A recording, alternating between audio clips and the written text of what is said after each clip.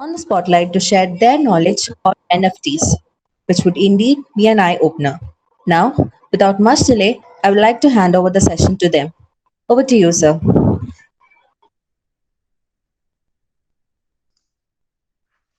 Hello, can you hear me? Yes, sir, you're audible. Yeah. Hi, I'm Melvin Thampi. I'm, I'm an NFT artist and I'm working as a creative director here in Texas for an IT company. So I'm into NFT like for like one year. Nadamel invited me to NFT space, and we started a community called NFT Malayali. And till now, I sold like around 7 artworks, and my entire family is also in NFT space. And yeah, so we share the knowledge about NFT to many people, and we are happy to onboard many people to NFT space. And that is all I want to say right now. So I'm passing the mic to Nadamil. Hello. So my name is Anantha Krishna actually, and I'm known as Nadamel in the NFT space and socials. So actually, Nadamel is my family name, and actually I work as a user experience designer for a corporate. And I started NFT from last March, and it's been a good journey so far. Like connected with so many amazing people and sold around 50, 60 artworks by now. And we together we all build the community NFT Malayali, and the whole idea of NFT Malayali was to educate students and artists and to help them make a living from art. That was our main agenda or goal behind NFT Malayali, and still we are doing it. And happy to host this session for like happy to do this workshop or session for you guys. And over to you, Adeeb. Hi everyone, I am Adeeb. I am working as a developer in Qatar. So I completed my BTech and MTech last year, and I have been in an NFT space since 2021 beginning, and interacting with the community and sharing as much as I know and getting as much as information about things from people in this community. So it was a great journey so far, and I thank Google Developers Student Club for inviting us for this series, talk series.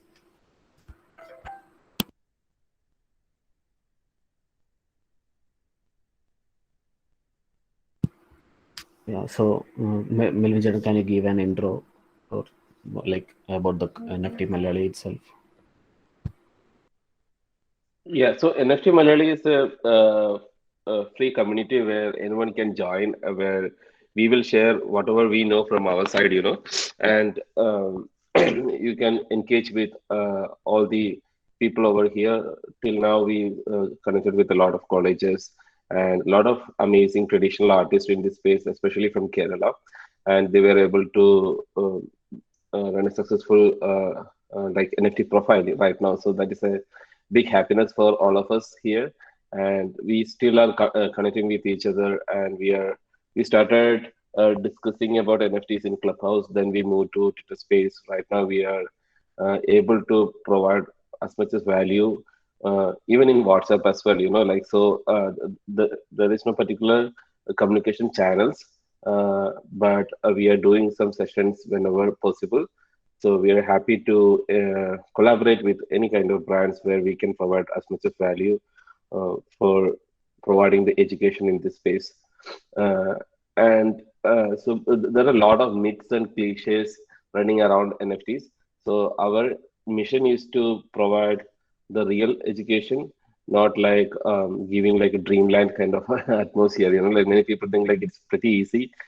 Take a picture, upload it in a marketplace, and sell your work, make money. So it's not the real intention, or that is not the correct way to approach any kind of NFT project. So that is where we thought to provide as much as light possible, so that people can think about it, whether they want to engage in the space or whether they want to establish their brand value here in NFT. So that is the main mission behind NFT Malayali, and Adeeb is a strong pillar here. He provide all the technical knowledge into the space where we uh, talk in a layman's language so that other people can use from it.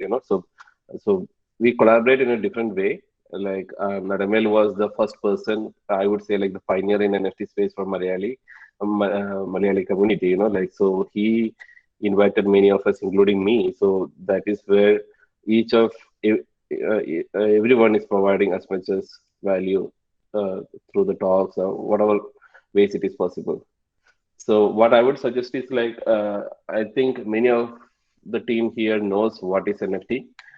So if you have any burning questions or pain points where if you stumble upon starting any project in NFT, right, you can ask questions and we will provide answers as much as possible. So I think that might be very useful.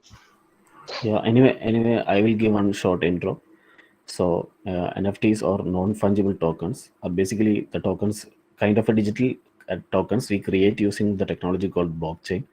So there are other kinds of tokens created using blockchain, like you might have cryptocurrencies, etc. So the word fungible means replay and replaceable. So non-fungible means it is not a replaceable token. So there are different kinds of assets in the world. So currencies such things can be replaced. So I can give 5 10 rupees to you and you give me back 5 rupees. It's same because the value is same. So it doesn't change anything in the exchange. So that is why it is replaceable. But there are other assets like artworks or game assets or certain unique assets that cannot be replaced with any value. The value is defined by the creator itself. So such kind of assets required to be needed to be represented using a non-replaceable token.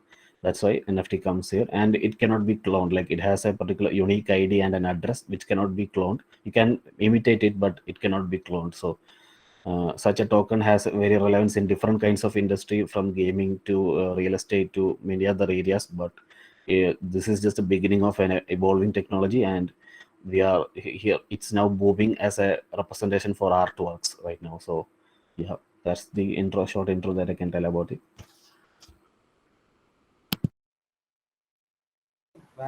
Okay. Thank you, Adeeb. So we have few questions from the participants. So one of the participants asked how to convert an art to NFT. So can someone point out few things about that? Yeah, so the step is like you need to decide on the blockchain which you need to create that NFT. So blockchain is the platform, underlying platform on top of which you create NFTs. So one example, most popular one is Ethereum, but there are other cheaper versions like Solana, Polygon, BSC, etc. But whatever blockchain you choose, it has a native currency. So if you take Ethereum, it has a currency called Ether or Ethereum. So whatever transactions you make on that blockchain, you have to pay you have to pay a transaction fee using this currency. So creating an NFT or selling an NFT or buying an NFT, all these are transactions that you submit to this blockchain. So all these transactions have a fee and you have to pay it in this cryptocurrency. So the first step is to buy this cryptocurrency of that blockchain you plan to create NFTs on.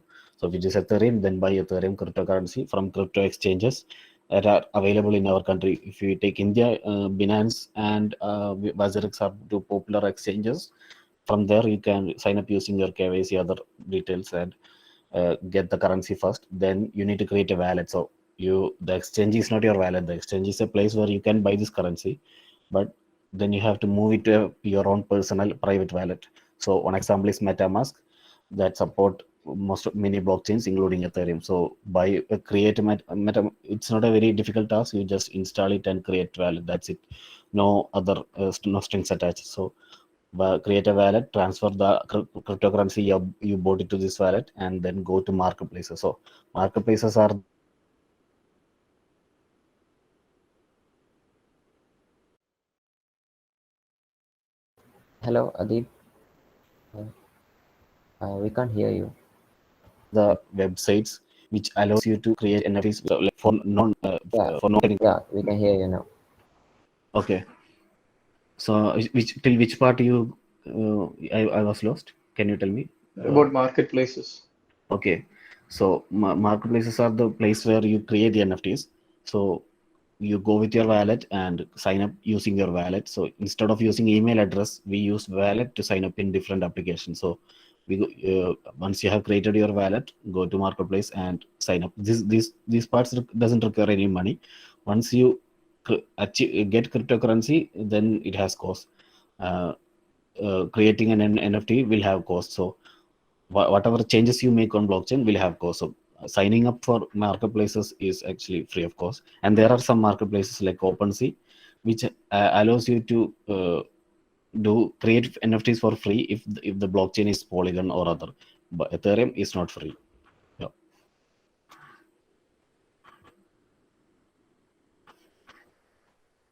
Yeah, and next question is to both of you, Nadamel and Mr. Melvin Thampi. So, few of them are asked how to sell an NFT in a marketplace like OpenSea or Foundation. So, can you have a brief talk about that?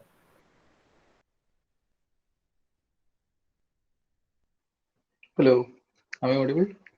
Yeah, you're audible. Yeah, okay. So, just like what Adeeb said, basically the first step you need to do is to set up your wallet, buy crypto, then to mint your NFT. Minting basically means uploading your artwork or whatever it is. Like, it can be a photograph or a video or any kind of any form of thing that you have created, you can make it as an NFT. And to sell that, basically, you need to ask a question to yourself like, if you are investing X amount of money on something, you will be thinking twice, or maybe you will think about it many times. Let's just assume it as buying a car. Okay. If you are planning to buy a car, you will do a good research about the whole brand, like at least about the model, like why should I buy that? Is that car providing all the utility that I need? And you will think about the money that you can spend on that. You will be doing a good research about everything you need to know about it, right? So what I would say is it's exactly the same. If you plan to buy an artwork from an artist, you need to do a good research and study about that person. So you will study about that artist, what he was doing for the past couple of years, what kind of is he making art consistently, is he improving his style, is he improving his branding. So all these matters. So like if we invest, let's say 1 lakh on a young artist right now, and by 10 years if he is growing in a very good way, like if he's improving his portfolio and improving his branding by time, then definitely we can get like 10x or 20x from the money that we invest, right? It is exactly the same. You need to ask this question to yourself: is my art or my whatever I create is worthy enough to for a person to invest that money? So that is what I would say. Like if someone asks, how can I sell my artwork? You need to improve your branding. You need to be very active in the space. You need to make the collector believe in you. Like investing in me is not a bad idea. That I will be growing by time, so that I will be improving my art. So the collector should feel that confidence that um, investing in you is not a bad idea.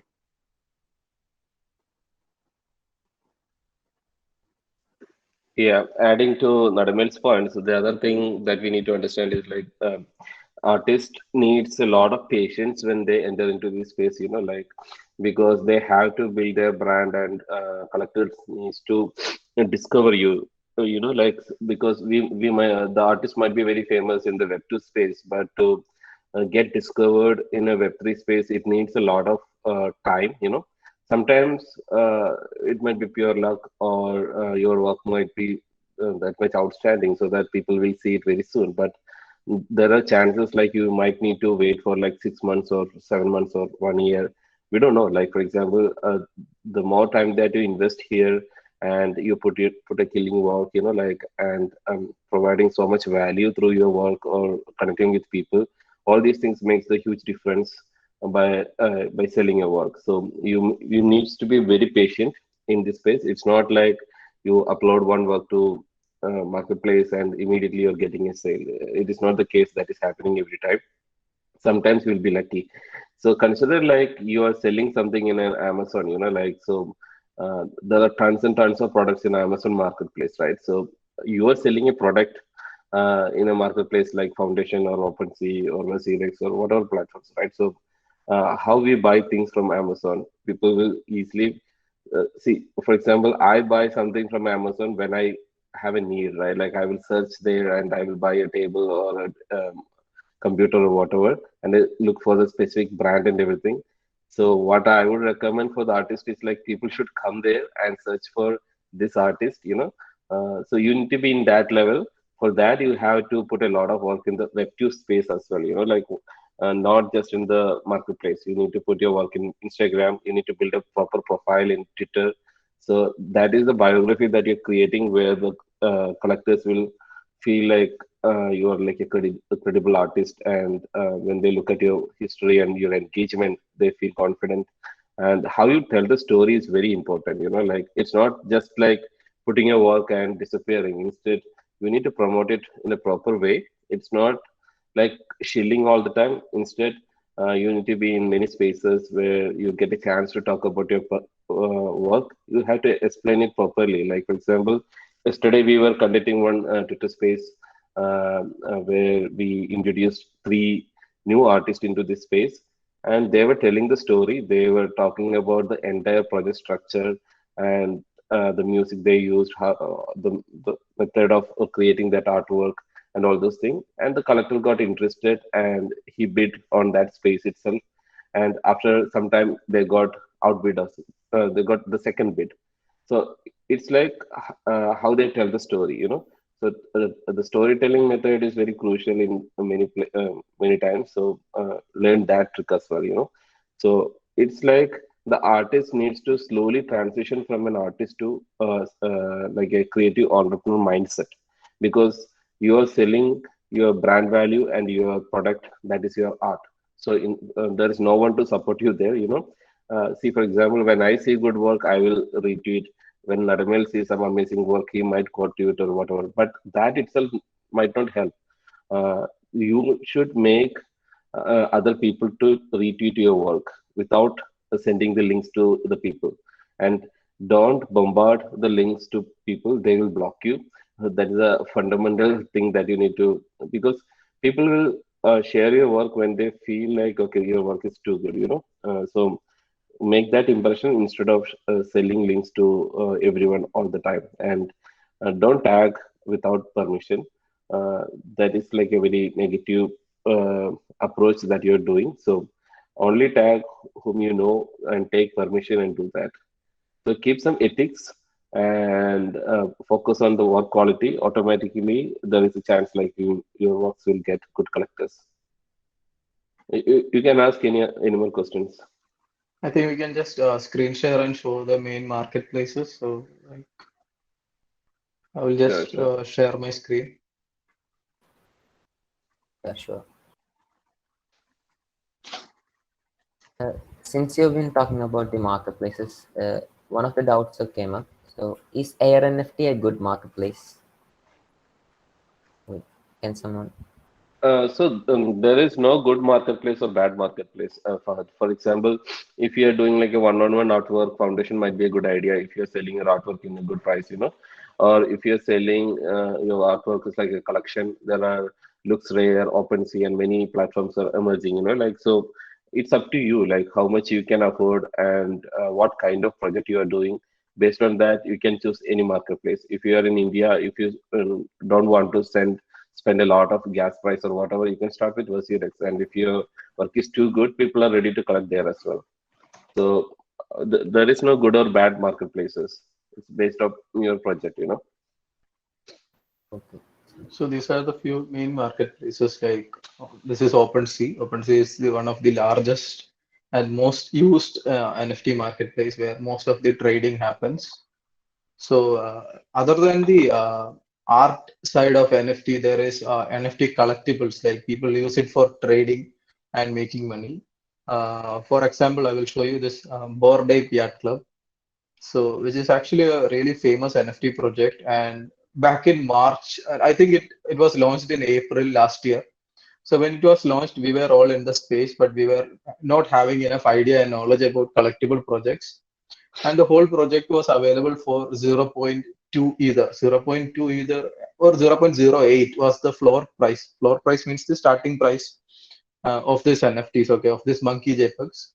So at that time, it was available for around 60,000 Indian rupees was the price of that.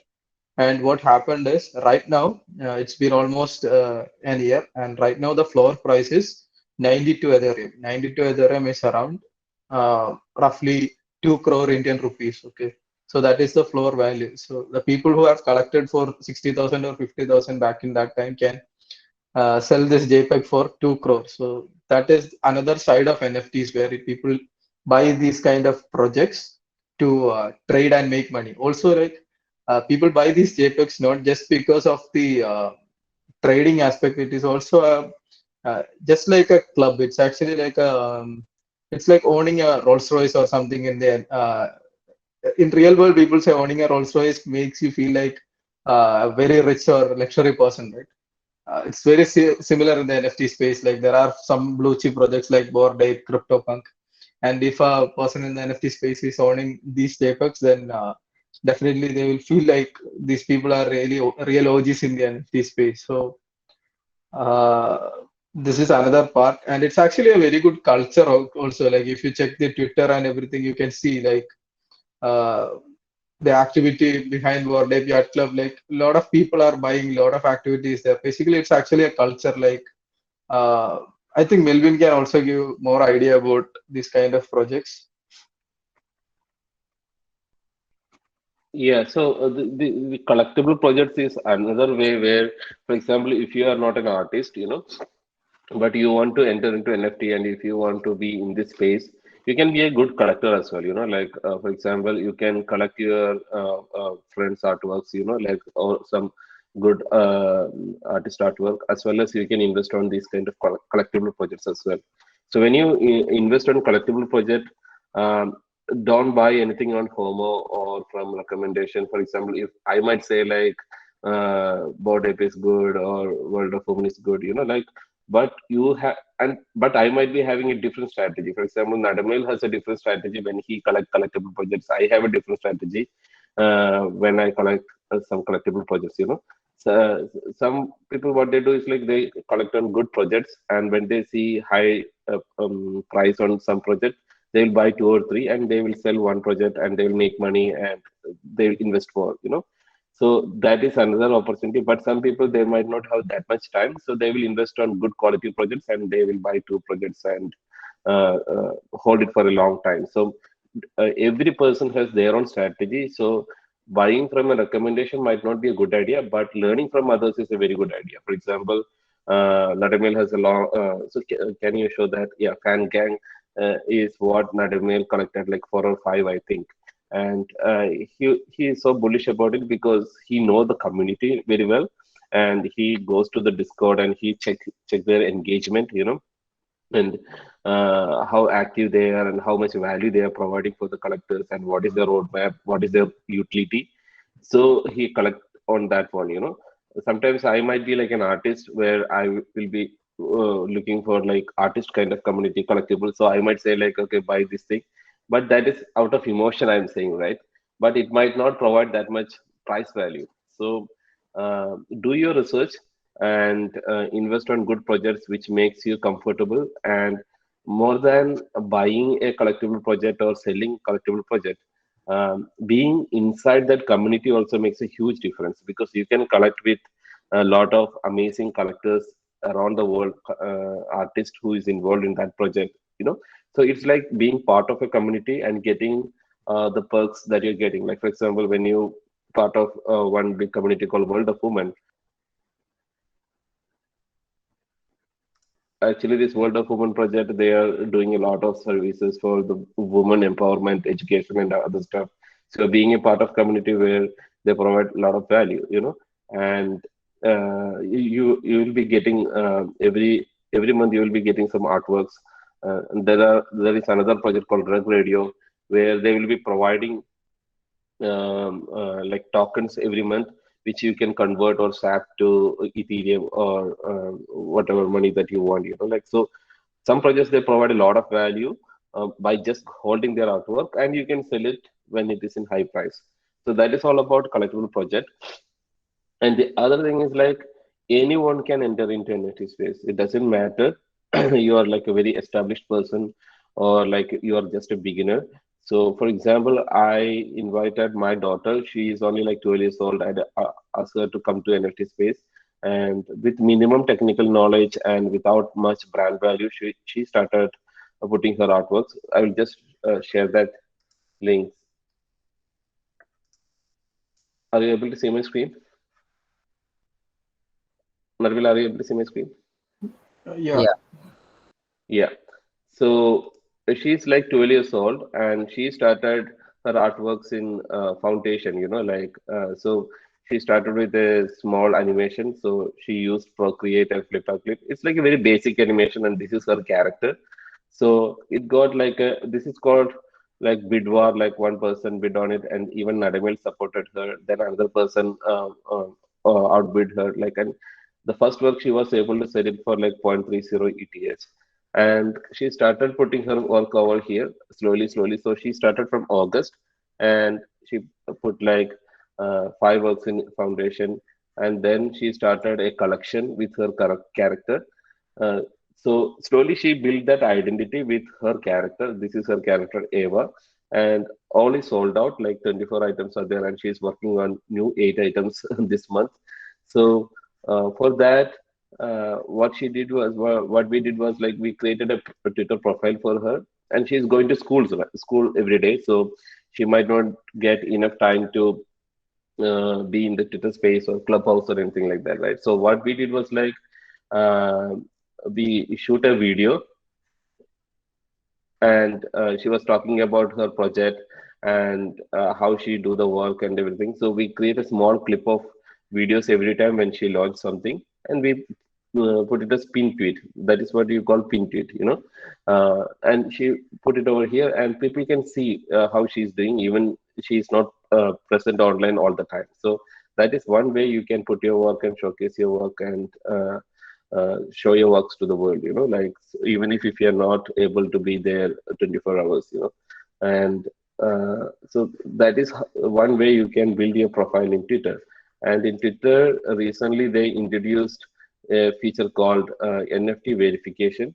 So that is why my profile is in hexagon shape, So what it means is like when you click on this project, on this profile photo, you can see so this is actually like an NFT work which is done by another amazing artist, Dil Krishna. So he put my work as an NFT project. So you can see all the details here. So it's moreover like a blue tick verification. It's right now it's available in United States, but I think it will be available everywhere around the world.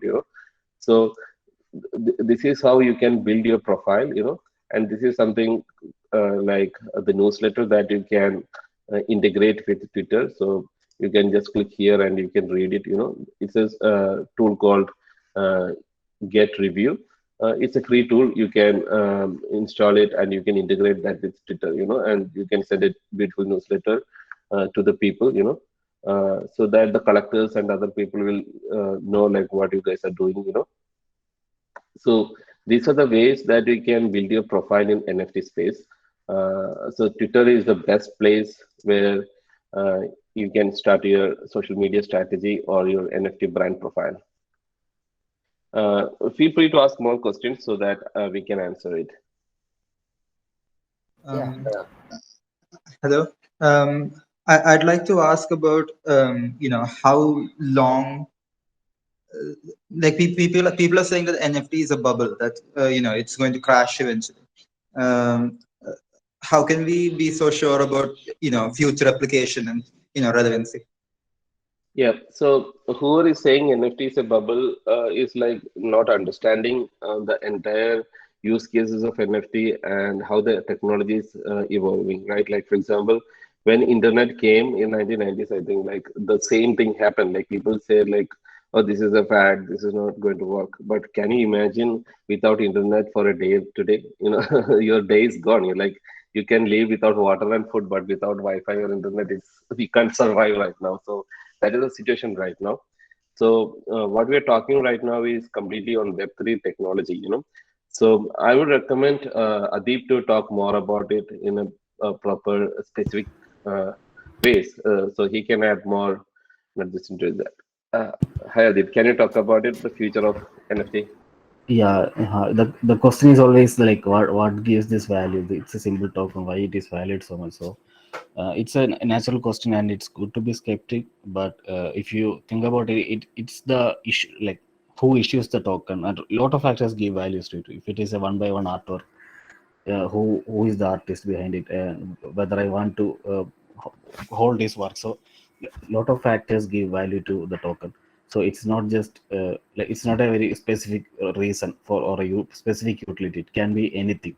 So it depends on how I define it. For example, if I take the gaming industry, so in gaming industry, if I will take one specific example, PUBG. So if, when we play PUBG, we get a lot of upgrades, a lot of characters, and a lot of attachments through when players play it very good. So later when they want to sell that attachments, or I want to buy a popular character but it's only available to a top player, so the top player can actually sell it, but right now he can't. What he does is he give up his username and password. That's what they sell now. They give up their username and password, and it's not very convenient actually. So then the top player have to create a new profile and start again. So the gaming industry doesn't have a solution to that. So if there is a common place where the game assets can be tokenized, and there is a marketplace where people can sell it for secondary or private another market, the gaming company doesn't have to worry about the market. They only have to build the game and associate their game assets to this token.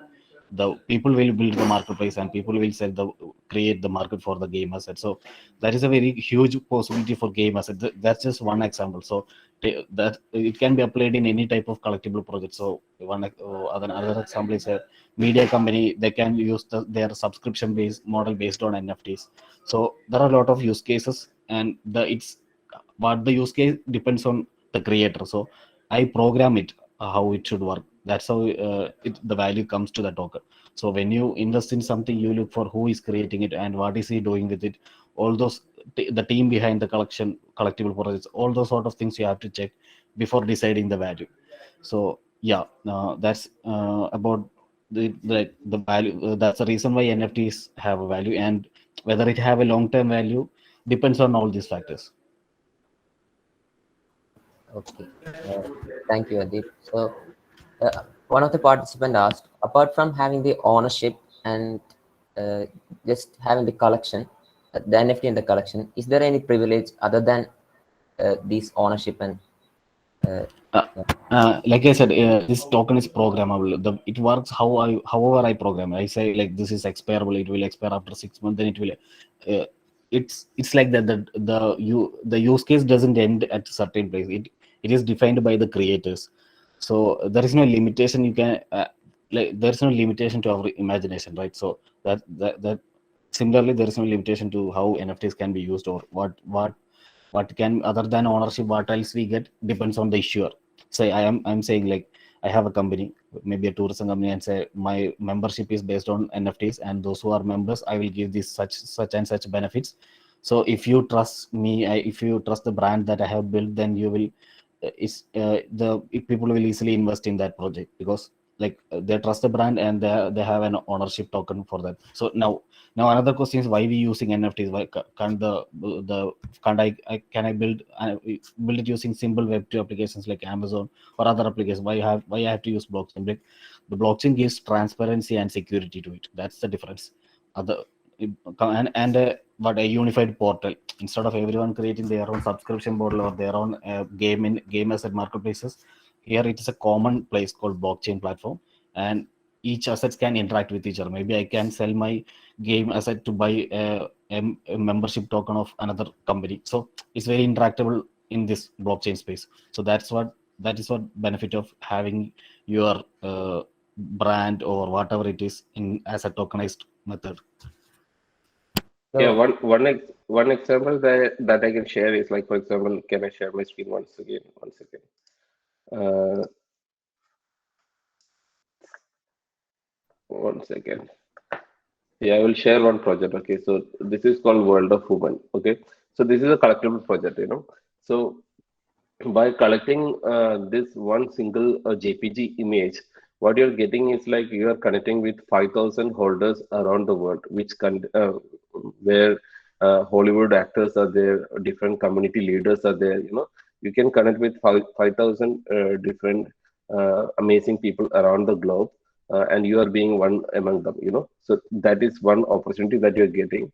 And apart from that, you are being a part of a community where a lot of amazing initiatives are done by them, and their artwork is exhibited in London and other places. So you are being part of a DAO kind of space where you are getting a lot more perks, And the other thing is like, for example, if you are holding this NFT artwork, you are getting the complete IP, like for example, you can merchandise it, or you can you are getting the full ownership for that particular artwork, And apart from that, for just holding this JPG image, you are getting airdrops from different amazing artists.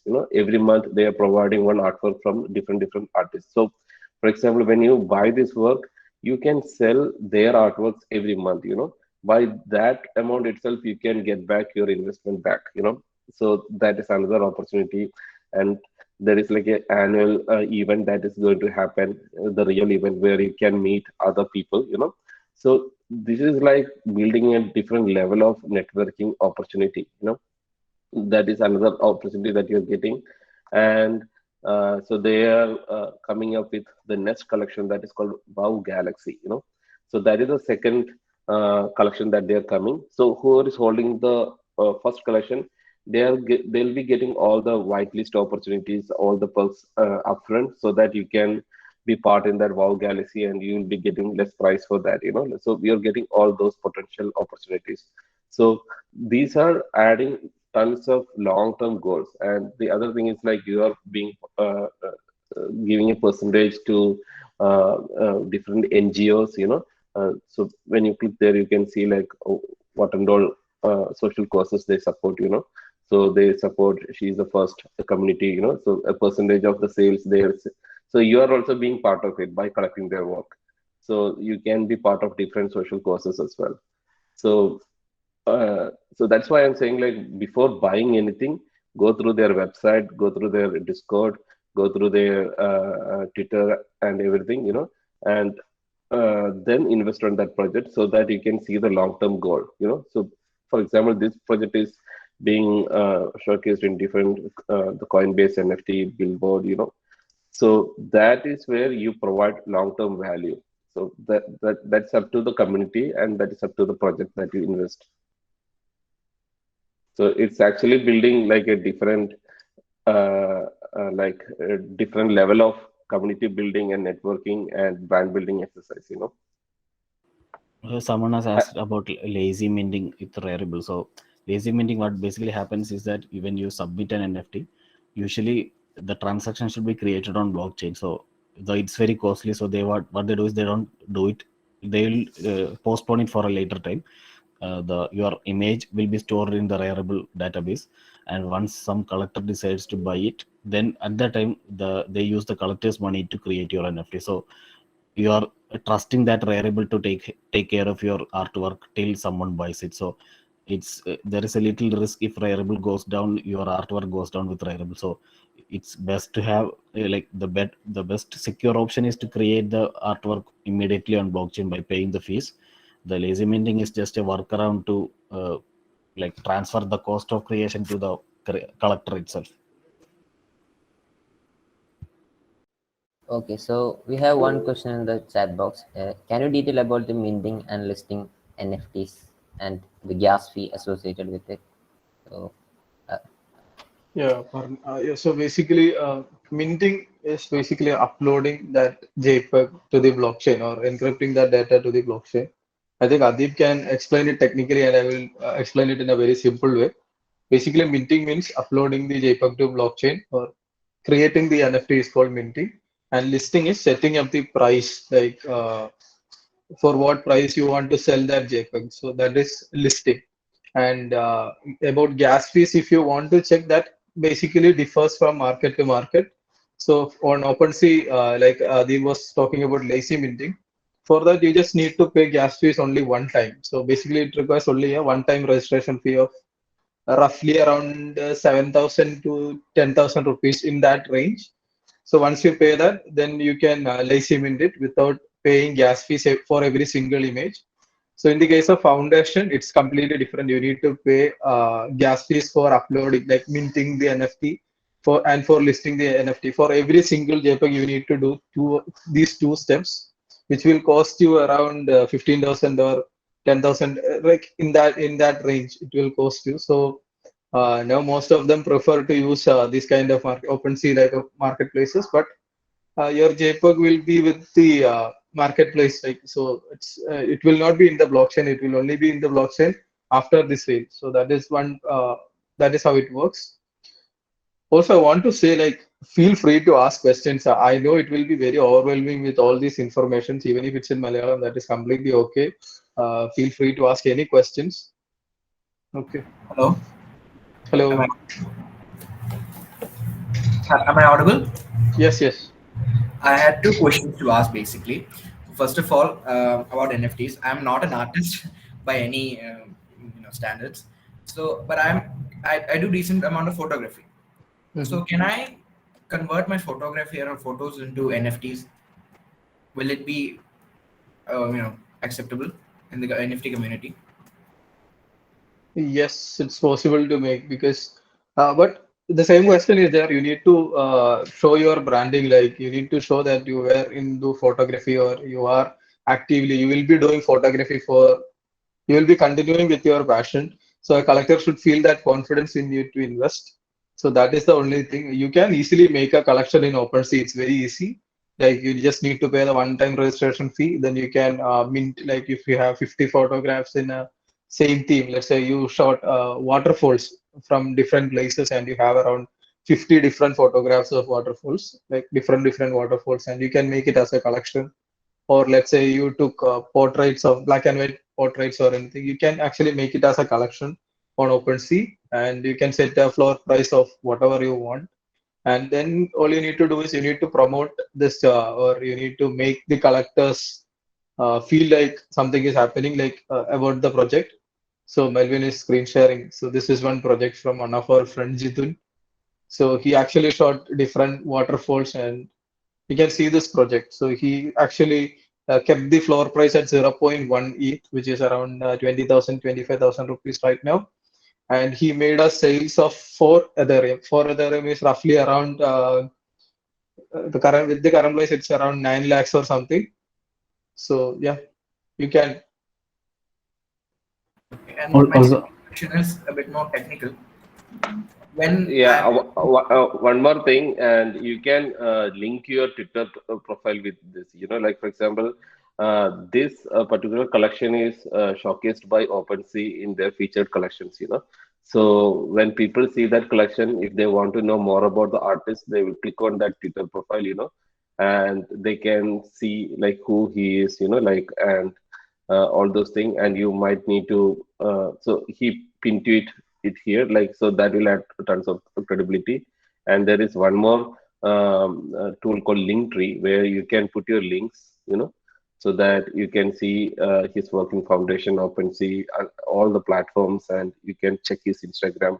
See, for example, for a photographer, collectors might look at their Instagram profile. Like when you look at his Instagram profile, you can see like 23,000 followers, and you can check his work. So all these add tons of value, like when you look at his work, which adds tons of value for the collectors to buy it. So building that profile is very much needed. So you can this is a free tool, like a Linktree is a free tool that you can put, and you can add that your bio here, and if someone clicks on it, they can see the full thing and they can look at your pin tweet. So that's how you build your like branding. And this is what Nadamel was talking about collection. See, the idea here is like, for example, he put like 37 items, right? And he is selling that for like he put it for like point 0.1. So gradually what happened is like poor collectors for like point 0.1 or 0.15, they started selling that for like point 0.2.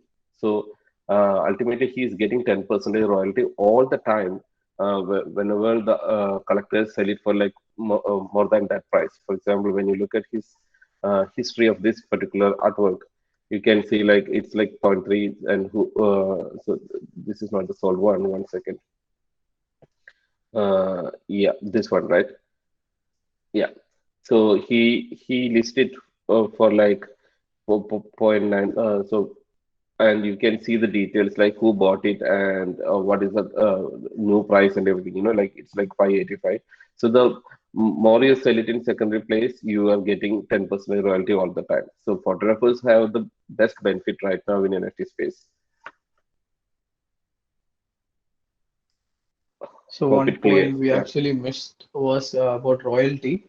So for every secondary sale, the creator gets a royalty of 10% on foundation, and on OpenSea, you can actually set the percentage of royalty that you need for your project. So it's basically you can set it from 2.5% or something to 30%. So for every secondary sale that happens, you will be getting the royalty percentage that you set on the collection. So it's suggested to keep it around 10 to 15% maximum, because or else for the collector there is no point in selling it, right? Because you'll be getting a very cheap profit. So also the platforms will be taking 5% commission or 2.5% from every sale. So uh, yeah. Yeah. So So Uh, I think Siddharth, Siddharth, yeah. yeah. Siddharth had Hello, some hello. question. Yes. One more question. When it is that we are selling, let's say I have a photograph, I have minted it, and I'm selling it as an NFT. What exactly am I selling? That copy of that picture, or am I selling the rights to publish it anywhere they want? What am I actually selling there? I have always had a doubt in my mind. You can define it. That's the answer. Like if you want, you can say that like by buying this NFT, I'm giving complete rights to this commercial rights or IP rights to this work. You can create merchandise and sell commercially sell this merchandise from my the cartoon characters I created. Like that, you can define what the limits of that NFTs. If you define nothing, then the collector gets nothing. He just get a token from you. That's it. Like you have already said, the creator can define what the collector gets, right? So if I buy an NFT from someone, and can I use, and suppose I'm also having a company, can I use it as my brand logo, and can I use that NFT for marketing? See, that's where I'm saying, like, for example, when you collect World of Women, right? They're giving that permission. Like, for example, they're giving that complete IP. That is why the floor price is going crazy as well, you know. But normally, for example, if you are not attaching any strings to your work, like you're just uploading your work as an NFT, and if some collector is buying it, what he is getting is that unique code that is generated in the blockchain, you know. That is the only thing that he is getting, so he's owning your, he's just getting the ownership of that artwork. But what does this ownership means? He doesn't have the full capability of having the copyright on that particular artwork. He's getting that ownership on that code, you know. So he can't use that for the logo or anything like that. For that, he needs to get next level of approval from the artist, and then only he can do that. Otherwise, he can do anything on that. So he's actually owning that NFT in the marketplace. That's it. Okay, I like to add one more point. So this blockchain technology is actually a global truth system. Like you are recording something that you have done as part of history, and it cannot be edited. Like even you cannot edit it later. So if you record your artwork on blockchain and at points of some dispute come, then you can actually claim like I created this work. I am the actual owner of this work, and I have recorded it on blockchain. And nobody can deny that because everyone knows that blockchain is not editable. It's not manipulatable. It's once recorded, it stays there forever. So it also helps that to create that authenticity. So, but if you upload it on Behance or in Instagram, you can actually claim that it was hacked or Instagram was compromised. So it's actually a corporate or third party person that you have to trust. Instead of this blockchain is maintained by public, so it's a public global truth system. So that's another benefit of tokenizing your NFT, not just selling artwork. So I just had a doubt. Will it be illegal if we just use a GAN generated image, or in layman's terms, an AI generated image? Yeah, that kind of artworks are also there, like generative art. We call it generative art. Artblocks.io is such a marketplace where you can. I don't know how exactly, but I think it's JavaScript libraries like P5JS or something of those sort are used to create generative art. So, Fabin Rashid is a one popular generative artist in our NFT community. Yeah, so I mean, I'm an artist myself, so I sold my work recently, like after like 5 months, 1,000 tweets and all that. So, I mean, after I sold, when I was like stuck in this thought, like, was it worth the struggle basically? Like, was 1,000 struggles worth, I mean, 1,000 tweets worth a single sale? Like, I felt like I'm just chilling every day 24/7 instead of like be enjoying like the journey, like being a part of the community. I just felt like a robot basically, control C, control V, like every single time. So I don't know, like how can I get over that, like that creative block basically to get back in the game. Like after I sold, I was like super accomplished, and like I was like, okay, I'm gonna upload the next work the next week. But then I was like, I don't know, it just felt so boring, like to chill again. I just felt like I was stuck in a void basically. A very good question, Asman. Like, it's a very valid question that you asked. So I have to add some points here. See, me, Adeeb, and Nadamel is in this space for like, so this March it is going to be like 1 year for me. Maybe the same for Nadamel as well, I think. So for us, we are excited. For example, today I woke up at like 5 a.m. So usually I woke up at 8:30 a.m. every day, but today I woke up at 5 a.m. because I'm so excited talking to youngsters about NFT. So I enjoy this space.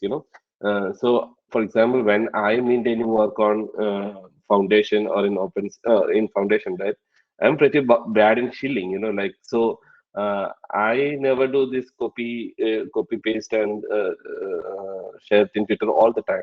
Instead, what I am doing is like I'm trying to learn every day. Like for example, we have like a personal WhatsApp group where we discuss about different projects all the time. Like I don't know, like how much hours I spend. Like I stopped doing any side projects and whatever. Instead, I'm focusing completely on this NFT space, and every day something is new. Like for example, in the beginning, we told everyone like foundation is the best marketplace. That is our ignorance. Like that's how we started, and we thought we literally told like OpenSea is like a sea, like you can put any work. But what happened? Like after 1 month, OpenSea transformed into like a bigger marketplace with all the collections and everything. Then we realized, okay, foundation can be a good place for one-on-one artwork, and OpenSea can be good for collection projects, like collectible projects. Then we were telling that same thing. Then what happened? Like after some time, foundation stopped one-on-one thing and they started collection thing. Then the other marketplace came like looks rare. Then we were excited about it. Then some good projects like Rec Radio came. We all are sitting together and we are discussing and we are learning. So we never felt like this is a place where we are spending countless hours just to shill our project. So that is the perspective of the artist, and the people who associate the success or the learning process with the sales. Sales is the outcome. Like for example, if I am able to sell my artwork, that is the outcome that I'm getting being in this space and engaging in this space and learning this space. Sometimes sales might not happen. Like there are times like when I put my work, it doesn't say for like 2 months, and I was not doing this shilling thing. Instead, I was learning, and one collector was watching my journey, and he collected after 2 months. He was just watching me whether it's good for him to invest. So sales will happen in any ways. It doesn't matter for me as well. Today also I'm looking at new project. Like for example, today I opened like World of Women website, and yesterday it was not having that much details. So I was like, okay, after this call I'll be spending more time to read all the Medium articles and other websites. So it's like very fascinating because Web3, man, like it's like new things are happening, and we are literally very early. Whatever we are talking right now, it's only like 1 year. So all these things are happening because of the technology and the information that we are getting. I would say like we are very early, so you have to learn a lot. If you start learning, this is very interesting. But if you're shilling, it's very boring.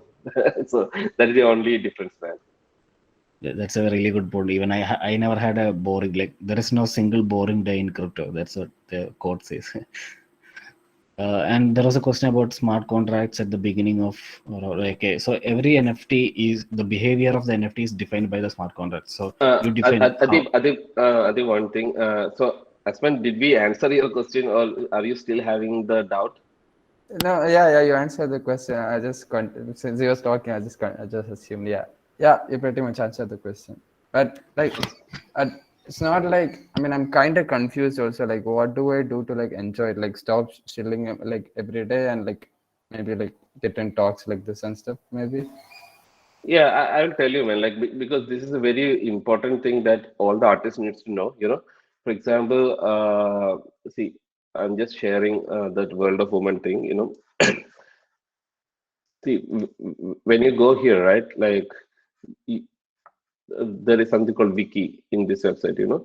So there you can see this Notion website. So you can learn what is Notion as well, whatever it is. Like so, for example, you can learn all about this particular project. There's tons of things to learn, like so. For example, if you can check the perks of ownership, when you read this, then you will get some idea. For example, if you're a photographer, you will think like, okay, before just uploading something to the NFT marketplace, I will create a page in a Notion or in Medium, and I will provide a lot of value for the collectors. Like for example, when they are collecting my work, so read all these things. So when you look at each and every project, there are tons of content to read and to learn from it and to apply to your project.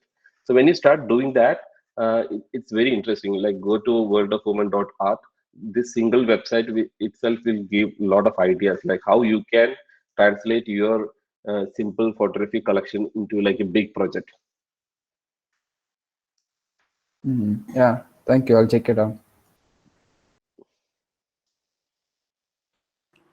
Yeah, so about smart contracts, so it's the program that defines how your NFT behaves. So it actually happens behind the scenes. The normally artists do not have to worry about it, but in certain cases, like you want to do something extraordinary other than what the marketplaces provide. So we call it customization of smart contracts. So at the time, maybe the artist will have to understand the capabilities of a contract. So usually they don't have to worry about it. The marketplaces provide the every interface to create your work, and behind the scenes the marketplace will create the contract for your collection.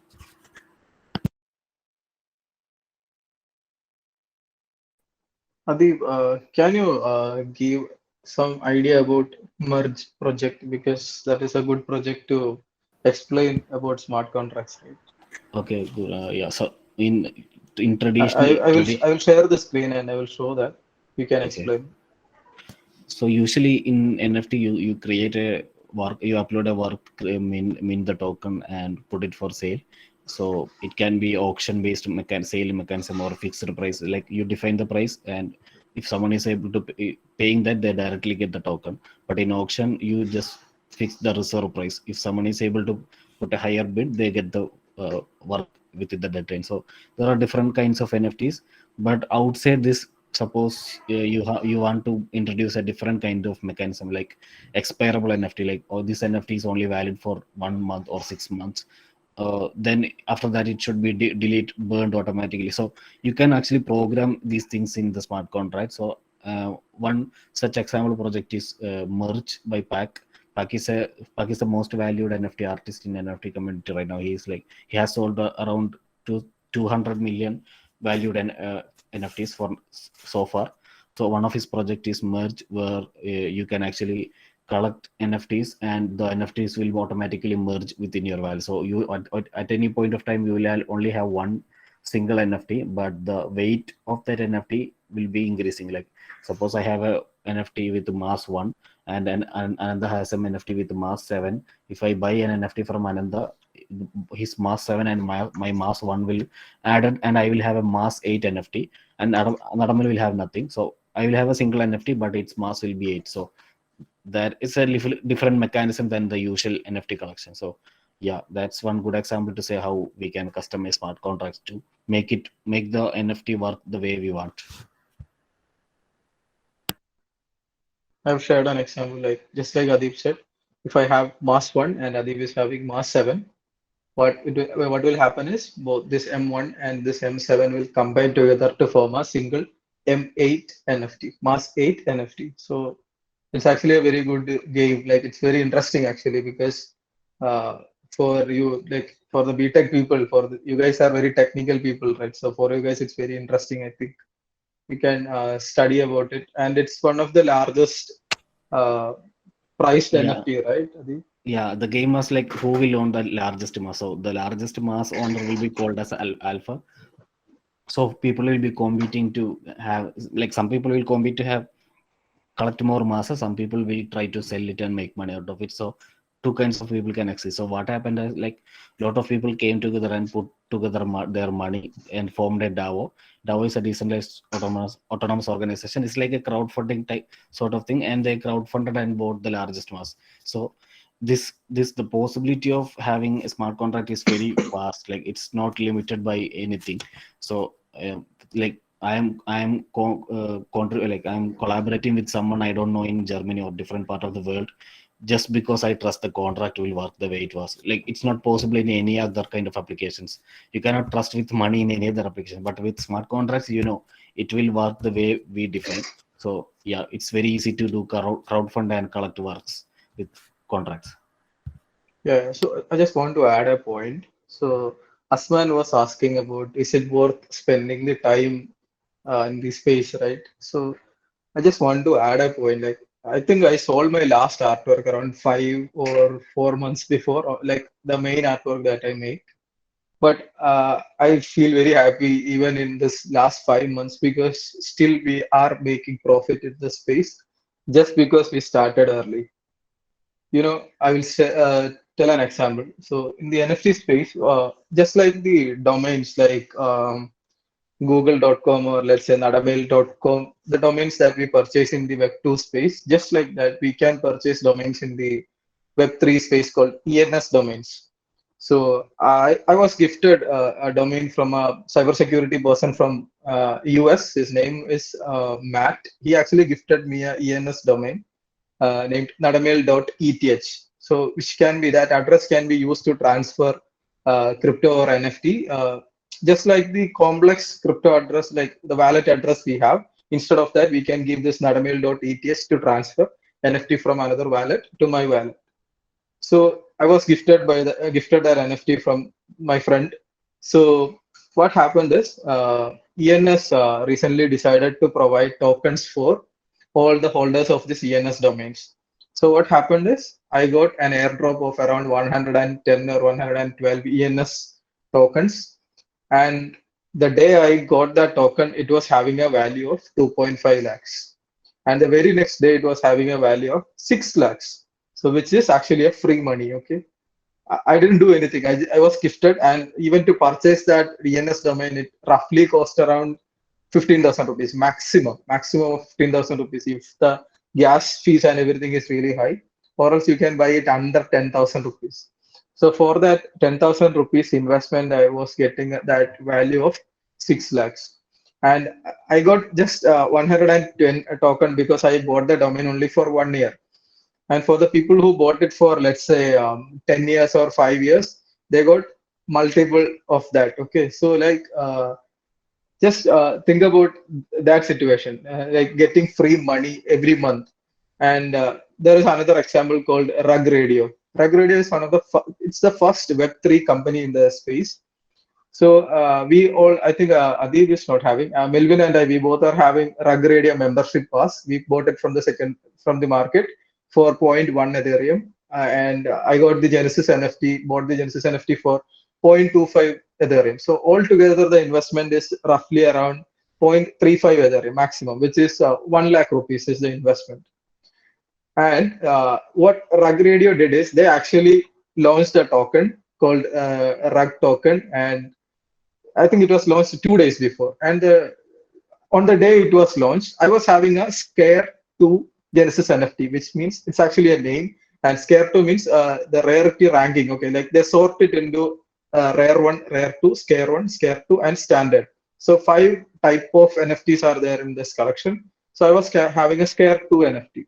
So for all the holders of Scare 2 NFT, they gave 888 tokens. And that 888 tokens itself was having a value of 0.35 Ethereum.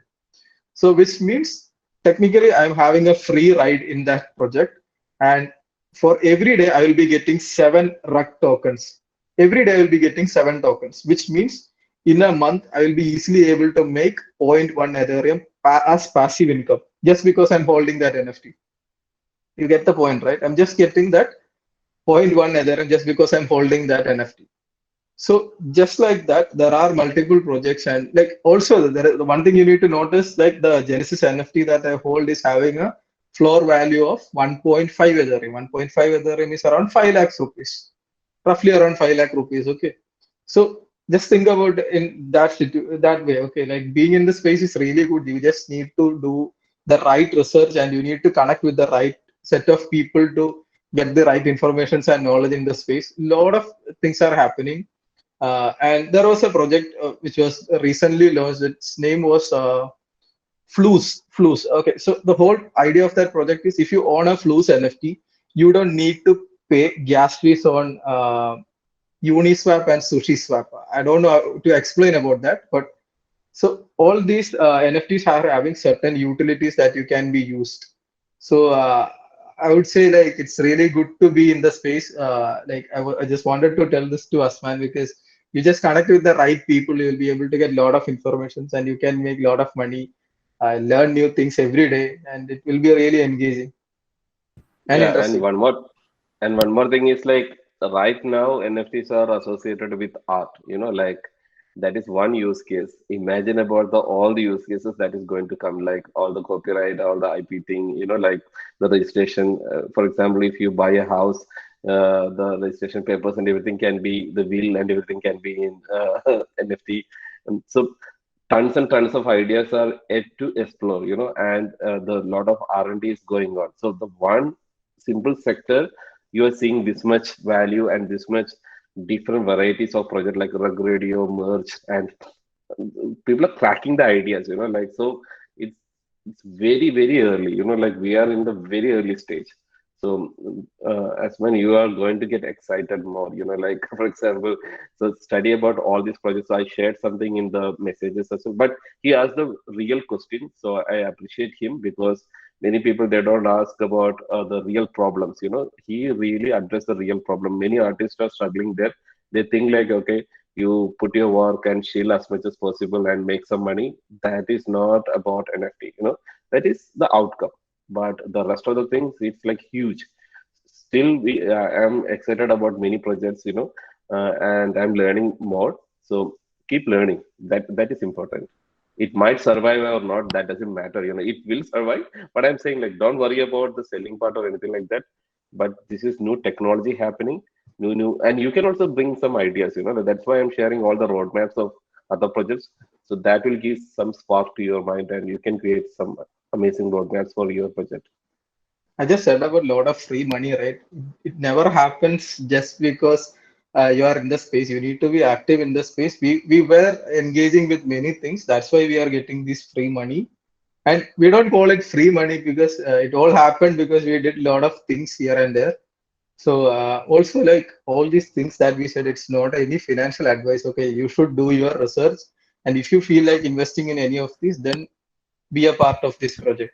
Adeep, yeah. Also, there was a question about tax. So we are not the people who should be talking about it, but it depends on how the government implements it and what the in coming future they will release new notifications on how it should be done in India. So yeah, that you have to follow the news itself.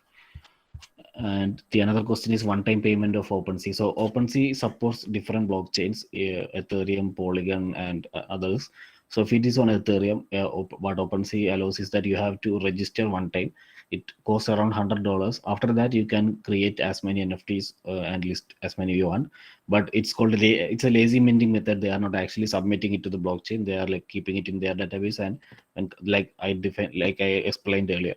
And if it is on Polygon or other blockchains, OpenSea allows you to freely mint it without any registration fee because Polygon and other blockchains are comparatively cheaper.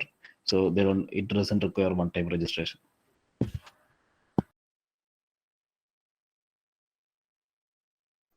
I hope these things are clear for you guys. Okay. Feel free to ask any doubt in between. You in Malayalam, എന്ത് doubts ഉണ്ടെങ്കിലും just jump in and ask. Yeah, another thing like since I sold on OpenSea, like they had I received an email saying something about I had like 2 inactive listings. So like, can you explain more about that? I didn't know what. I thought I was in trouble for something. So can I get some clarity? Adeeb, do you want to explain? I think if you listed a work and did you transfer that NFT without unlisting it, maybe I Yeah, like yeah, recent. yeah. I put it on 0.05 and change it to 0.03. So then I mean, will I get in trouble later on it for it though? Or? No, no, it's not like that. Basically, what OpenSea is saying is you have listed that artwork for two different prices. Like you are dropping the price multiple times. So that is, it's just you just need to be aware about it. That's it. Because let's say if you have a board ape, okay, you bought that in April for zero point 0.1 Ethereum, and you have listed that board ape for 1 Ethereum in your wallet, in your main wallet, and later on you decided not to sell it and you transferred that to another wallet, like let's say to your hardware wallet, and you kept it there for the next 8 months. Okay, and then after some time you decided, okay, you need to move that from your hardware wallet to back to your main wallet. So if you are moving like that, what happens is the existing listing on the previous wallet will be active again. So that is what OpenSea is trying to communicate. Yeah. Okay. Thanks. Yeah. So about security and wallet, there is one device which is Ledger. It's a hardware wallet. You can use this if you are planning to jump into NFTs trading and all aggressively. Like all these MetaMask like browser extensions are very vulnerable in all our devices. So it's better and safe to use a hardware wallet. It will roughly cost around 6,000 rupees to 13,000 rupees. If you have a lot of crypto holdings, definitely I will recommend and suggest to use this because I bought it back in October and I was not using it. I just kept it on the table for around 4 months. I was not utilizing it. I was complaining every day to Adeeb that it's really hard and it's not user friendly to use a device like this. But once I started using it, it gives a lot of peace of mind because you can sleep peacefully that your NFT will not be stolen in a day. It's basically a small pen drive. You can see it's a small device. You just need to connect this with your PC and you can do the transactions, trading, and everything. It's very safe because no one can literally hack it easily because the permission you need to give from the device. So, Adeep, can you give an idea about the hardware wallet and how it works? It will be helpful for. Yeah, so before Adeeb talk about hardware wallet, I need to tell one more thing. You should be very careful about the direct messages that you get in Twitter and Discord. You will get tons and tons of spams. As you see, like lot of value is there in NFT space, right? So you can expect these kind of spams. So don't click on any links if you feel suspicious. Like do your research properly whenever someone sends some links. There are tons and tons of spammy projects are running, and they might send some links, some other things. So be very careful about reacting to direct messages. Even Even if some I am sending, extreme, yeah, yeah, even some extreme yeah, things are happening these days. Like one person actually collect one she her name. I'm not mentioning her name. So what happened is she actually sold her artwork to a collector for roughly around 0.1 Ethereum. And what that collector did is he tried to build a good relationship by spending that 0.18. And what was on his mind, I don't know. Like she was actually having some pretty valuable NFT in her wallet. And what he did is right after buying an artwork from her, he actually had a lot of conversation with her and said, "Your artworks are really good, and it should be. We can do some collabs." So he will send a link with certain files on that. You just download that file and run it. Before that, he asked whether you are using a Windows machine or a Mac, and every single detail he asked, and then he sent this link. So right after she received the mail, it was showing spam, and she connected with me, and I said, "Don't use it directly because even if it's a collector, we don't know that person in real life, right?"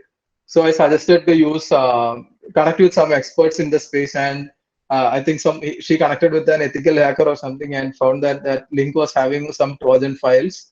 So it's really not safe because a lot of money is involved, a lot of spam will be happening. So be very safe. And yeah, Adi, yeah. Even if you're getting messages from us, just do a proper research whether it's us or not. Like that's what we are saying. Like be very careful. This is very, very important. Okay, even in when you get into Discord, you will get tons of links, and don't click on any links if you're not comfortable. Yeah, Adeeb, you can talk about hardware. Yeah, there is a question like, is it like, I will first explain about hardware wallet. So your wallet is basically your address and a key for that address. So this address is a very this key is a very long thing. It's a called secret key, so it's very hard for normal people to memorize it or save it anywhere. So what MetaMask does is they provide you this seed phrase. It's like set of English words that you have to memorize, around 12 or 24 sometimes. So if you have memorized it, or if you have written it somewhere, you can, if even if you lose your device or use everything, if you get internet access, you can still recover your account if you have that recovery phrase. 12 word set of English words, simple words like chair, table, and everything. So that's actually your key to your wallet. Now, where do you store this key matters. So if you are simply storing it in your browser extension or your phone app, there is high chance that it can be hacked. That it's vulnerable. Your device is vulnerable because you use your device for a lot of things and maybe click some link. So what we do is, instead of storing it there, we store it in this pen drive like thing that Nadamel showed. So since it's offline, since it's not connected to your device, your key is stored offline and it's not connected to the internet. So it's nearly impossible for hacker to hack that unless you do some dumb things. So that's why hardware wallet is the most secure form of storing your storing your wallet. And the question was like, can we change it to hardware later? Yeah, actually, if you have that recovery phrase with you, you can anytime install it that in under your recovery phrase on your hardware wallet and access your account through hardware wallet. But the problem is, you have already created or you have already exposed your account to a device or laptop. Then later changing it to hardware is not a recommended way of doing things. It's always best to start from the hardware or create a new wallet in hardware. It is technically possible to change, but it's not the recommended way of doing it.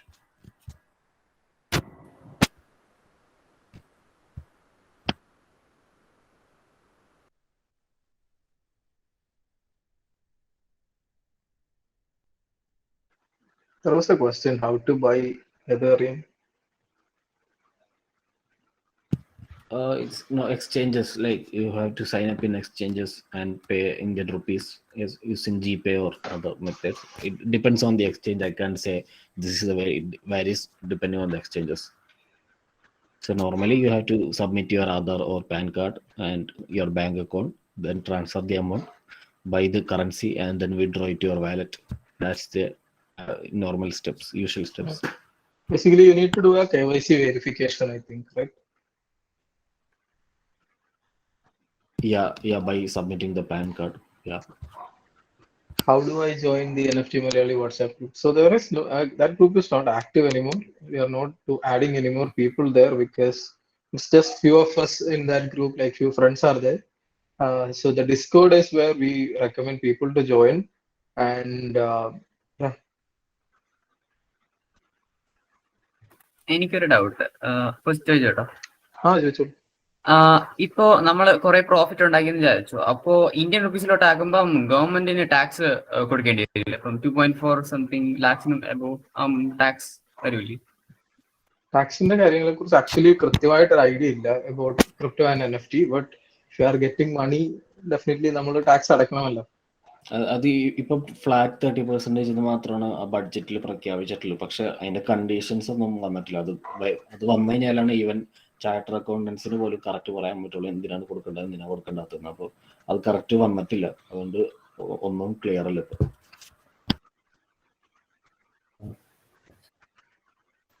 നിങ്ങളെ പോലത്തെ ആർട്ടിസ്റ്റുകളായിട്ട് connect ചെയ്യാനായിട്ട് എന്താ ചെയ്യേണ്ടതെന്ന് ഒരു ചോദ്യം ചോദിച്ചിട്ടുണ്ടായിരുന്നു. Basically Twitter ആണ് main ആയിട്ട് യൂസ് ചെയ്യുന്ന മീഡിയം. ബിക്കോസ് അവിടെ നിങ്ങൾക്ക് കാണാൻ പറ്റും ഒരുമാതിരി എല്ലാ ആർട്ടിസ്റ്റുകളും ട്വിറ്ററിൽ ആക്റ്റീവ് ആണ്. ബേസിക്കലി NFT ചെയ്യുന്ന എല്ലാ ആർട്ടിസ്റ്റുകളും ട്വിറ്ററിൽ നല്ല ആക്റ്റീവ് ആണ്. So you can find all these people there. പിന്നെ that is the best thing, right? അങ്ങനെ കണ്ടുപിടിക്കാം. പിന്നെ സെഷൻസ് ഒക്കെ ഉണ്ടല്ലോ, like Twitter Spaces, Clubhouse, അങ്ങനത്തെ. ഈ മുമ്പേ പറഞ്ഞ പോലെ ഷില്ലിംഗ് എന്ന് ബേസിക്കലി പറഞ്ഞാല് ഈ നമ്മള് നമ്മുടെ സാധനം വിൽക്കാൻ വേണ്ടിയിട്ട് സ്ട്രഗിൾ ചെയ്യുകയാണ്. അപ്പൊ ആ സ്ട്രഗിൾ ചെയ്യുന്നത് നമ്മൾ പോയി ബാക്കി ആൾക്കാരുടെ ട്വീറ്റിന്റെ ത്രെഡിലെല്ലാം പോയി കമന്റ് ചെയ്യും. I have an unsold artwork available on so and so marketplace for so and so price എന്ന് പറഞ്ഞ് നമ്മൾ ട്വീറ്റ് ചെയ്യാണ്. So basically we are trying to get attention. So അതിന് പകരം നമ്മൾ best thing we can do is you can join some Twitter spaces or clubhouse sessions ൽ കയറുക. അവിടെ ചെന്നിട്ട് നിങ്ങൾക്ക് നിങ്ങളെ കുറിച്ച് പറയാം what you are doing for the past couple of years. or നിങ്ങളിപ്പോൾ ഒരു കോളേജ് സ്റ്റുഡന്റ് ആണെങ്കിൽ നിങ്ങൾക്ക് നിങ്ങളുടെ സ്റ്റോറി പറയാം, നിങ്ങൾ ഇങ്ങനെ struggling artist or whatever എന്താണോ അത് പറയാം. എന്നിട്ട് നിങ്ങൾക്ക് അങ്ങനെ കണക്ഷൻസ് ബിൽഡ് ചെയ്യാം. You can meet lot of people. So ഇപ്പോൾ ഒരു NFT പ്രൊജക്ട് ഉണ്ട്, സ്മൈൽസ് എന്നാണ്, സ്മൈൽസ് വേഴ്സ് എന്നാണ് പ്രൊജക്ടിന്റെ പേര്. Right now the floor price is around 2 ETH. So ആ പ്രൊജക്ടിന്റെ ആർട്ടിസ്റ്റിന്റെ നെയിം വഹീദ് എന്നാണ്. വഹീദ് ഞങ്ങൾ പണ്ട് ഒരു I think back in June or July ഞങ്ങൾ ക്ലബ് ഹൗസിൽ സെഷൻസ് എടുക്കാറുള്ളപ്പോൾ Wahid was there most of the day. You will be joining, you will be talking with us, engaging with us. So ഞങ്ങൾക്ക് നല്ല കണക്ഷൻ ഉണ്ട്. റൈറ്റ് നൗ പുള്ളിയുടെ brand ഭീകരമായ ഒരു growth ആണ് ബൈ നെക്സ്റ്റ് 6 months ഉണ്ടായത്. ആളുടെ NFT പ്രൊജക്ട് തന്നെ ഇത്രയും അടിപൊളിയായിട്ട് മാറി. ലൈക്ക് ഫ്ലോർ പ്രൈസ് എന്ന് പറയുന്നത് 2 Ethereum is പിന്നെ അത്രയും കോസ്റ്റ്ലി, ലൈക്ക് അറൌണ്ട് 5 lakhs അത്രയും പ്രൈസ് വരുന്നുണ്ട്. സോ അങ്ങനെ ആലോചിക്കുമ്പോൾ it's better to connect, like സംസാരിച്ച് കമ്പനി ആവുന്നതാണ് കുറച്ചുകൂടെ നല്ലതെന്നാണ് എനിക്ക് തോന്നുന്നത്. So engage in Discord. Also ഈ കമ്മ്യൂണിറ്റീസ് ഉണ്ടല്ലോ, ലൈക്ക് ഇപ്പൊ ഈ പറഞ്ഞ പോലത്തെ പ്രൊജക്ട്സ്, വേൾഡ് ഓഫ് വുമൺ, അതുപോലത്തെ പ്രൊജക്ട്സിന്റെ ഡിസ്കോഡുകളിലും കയറുക. You can meet lot of people. ഇപ്പം ലാസ്റ്റ് ഞാനൊരു പ്രൊജക്ടിന്റെ ഡിസ്കോഡിൽ കയറി, I was just sending a hi. അപ്പം അവിടെ വേറെ ഫെലോ ഇന്ത്യൻസ് ഉണ്ടായിരുന്നു. അപ്പൊ അവർക്ക് നമ്മളെ മനസ്സിലായി. അപ്പം ഇവിടെ ഉണ്ടായിരുന്നോ അടിപൊളി എന്ന് പറഞ്ഞ് കണക്ട് ചെയ്തു. Then I got in some trouble. Like എനിക്ക് ആ പ്രൊജക്ട് മിന്റ് ചെയ്യാൻ പറ്റുന്നുണ്ടായിരുന്നില്ല, കുറച്ച് പ്രശ്നം ഉണ്ടായിരുന്നു. So that Indians were helping us because അവർ ആ ടീമിന്റെ പ്രൊജക്റ്റിൽ ഉണ്ടായിരുന്നു, ലൈക്ക് ആ പ്രൊജക്ടിന്റെ കൂടെ ഉണ്ടായിരുന്നു. സോ അങ്ങനെ you can build lot of connections which is really good. പിന്നെ ഇതിന്റെ ഫിസിക്കൽ ഇവന്റുകൾ വരും. ഇപ്പം NFT കൊച്ചി ഇവന്റ് നടന്നിട്ടുണ്ടായിരുന്നു ലാസ്റ്റ് ഡിസംബറിൽ. സോ ഈ വെർച്വൽ ഫ്രണ്ട്സ് എല്ലാവരും കൂടെ മീറ്റപ്പ് നടത്തി. സോ ലൈക്ക് ഫോർ മീ എനിക്കത് ഭയങ്കര സന്തോഷമായിരുന്നു. ബിക്കോസ് നമ്മൾ ഭയങ്കര ഇൻസ്പയറിംഗ് ആയിട്ട്, ലൈക്ക് ഭയങ്കര പാഷനേറ്റോടെ നോക്കിക്കണ്ടിരുന്ന എല്ലാ ആർട്ടിസ്റ്റുകളെ നേരിട്ട് കാണാനും കണക്ട് ചെയ്യാനും ഒക്കെ പറ്റിയത് ഭയങ്കര അടിപൊളിയായിട്ട് തോന്നിയത്. So it's like Twitter main ആയിട്ട് യൂസ് ചെയ്യുക, ഡിസ്കോഡ് നന്നായിട്ട് യൂസ് ചെയ്യുക, ഈ Twitter spaces and club house use ചെയ്യുക. അത് തന്നെ മെയിൻ മീഡിയംസ്.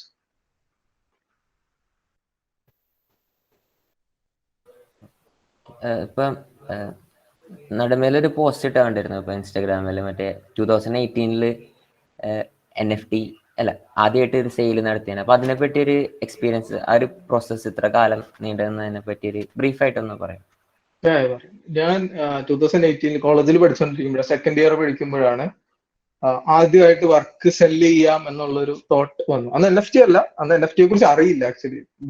അന്ന് NFT ഉണ്ടായിരുന്നു, സൂപ്പർ റെയർ എന്ന് പറഞ്ഞ മാർക്കറ്റ് പ്ലേസും ഉണ്ടായിരുന്നു, ആൾക്കാര് ആർട്ട് വർക്ക് കളക്ട് ചെയ്യുന്നൊക്കെ ഉണ്ടായിരുന്നു. ബട്ട് നമുക്കൊരു ഐഡിയ ഇല്ല, അങ്ങനെ ഒരു സ്പേസിനെ കുറിച്ച് ഒന്നും അറിയില്ല. അപ്പം അന്ന് ഫിസിക്കലായിട്ട് ഞാൻ ചെയ്ത കുറച്ച് ഡിജിറ്റൽ പെയിന്റിങ്സ് ഫിസിക്കൽ പ്രിന്റ് ചെയ്തിട്ട് അത് ഫ്രെയിം ചെയ്ത് സെല് ചെയ്യാനാണ് ട്രൈ ചെയ്തത്. അന്ന് ജസ്റ്റ് ഒരു 3000 രൂപ, 3000 റുപ്പീസ്, ഒരു $25 റേഞ്ചിൽ ആർട്ട് വർക്ക് സെല് ചെയ്യാനാണ് നോക്കിയത്. അത് ഭീകരമായ പരാജയമായിരുന്നു. പരാജയം എന്ന് പറഞ്ഞാൽ ഞാൻ ഭീകര പ്രൊമോഷൻ ഒക്കെ ചെയ്യുന്ന രീതിയിൽ, ലൈക്ക് ഒരു മാർക്കറ്റിംഗ് രീതിയിലൊക്കെ പോസ്റ്റ് ഒക്കെ ഉണ്ടാക്കി ഫേസ്ബുക്കിലും ഇൻസ്റ്റാഗ്രാമിലും ഒക്കെ ഇട്ട് നോക്കി. ബട്ട് ആരും മൈൻഡ് ചെയ്ത് പോലും ഇല്ല. Because why should someone buy? അത് തന്നെയായിരുന്നു സെയിം റീസൺ. എന്തിനാണ് ഒരാൾ 3000 രൂപ സ്പെൻഡ് ചെയ്ത് അത് വാങ്ങുന്നത് എന്നുള്ളത് തന്നെയായിരുന്നു ക്വസ്റ്റ്യൻ. ഈവൻ നമ്മുടെ ലാസ്റ്റ് ഹോപ്പ് ആയിരുന്നു ഫാമിലി ഗ്രൂപ്പിൽ ഷെയർ ചെയ്യുന്നത്, ആരെങ്കിലും വാങ്ങും എന്നുള്ള രീതിയിൽ. അവിടെ പോലും ഭീകരമായി പരാജയപ്പെട്ടു പോയ സംഭവം ഉണ്ടായിരുന്നു. സോ അത് കഴിഞ്ഞിട്ട് like it took around 2-3 years നമുക്ക് റൈറ്റ് ആയിട്ടുള്ള ഒരു സ്പേസ് കിട്ടാൻ വേണ്ടിയിട്ട്, ലൈക്ക് ഡിജിറ്റൽ ആർട്ടിസ്റ്റിന് അപ്രീസിയേഷൻ കിട്ടുന്ന ഒരു, ലൈക്ക് നമുക്ക് വാല്യൂ തരുന്ന ഒരു സ്പേസ് കിട്ടിയത് ഇറ്റ് ടുക്ക് 3 years. അപ്പൊ അത് കഴിഞ്ഞിട്ടുള്ള 3 വർഷം ഞാൻ എന്റെ പ്രൊഫഷൻ കംപ്ലീറ്റ്ലി മാറിപ്പോയി.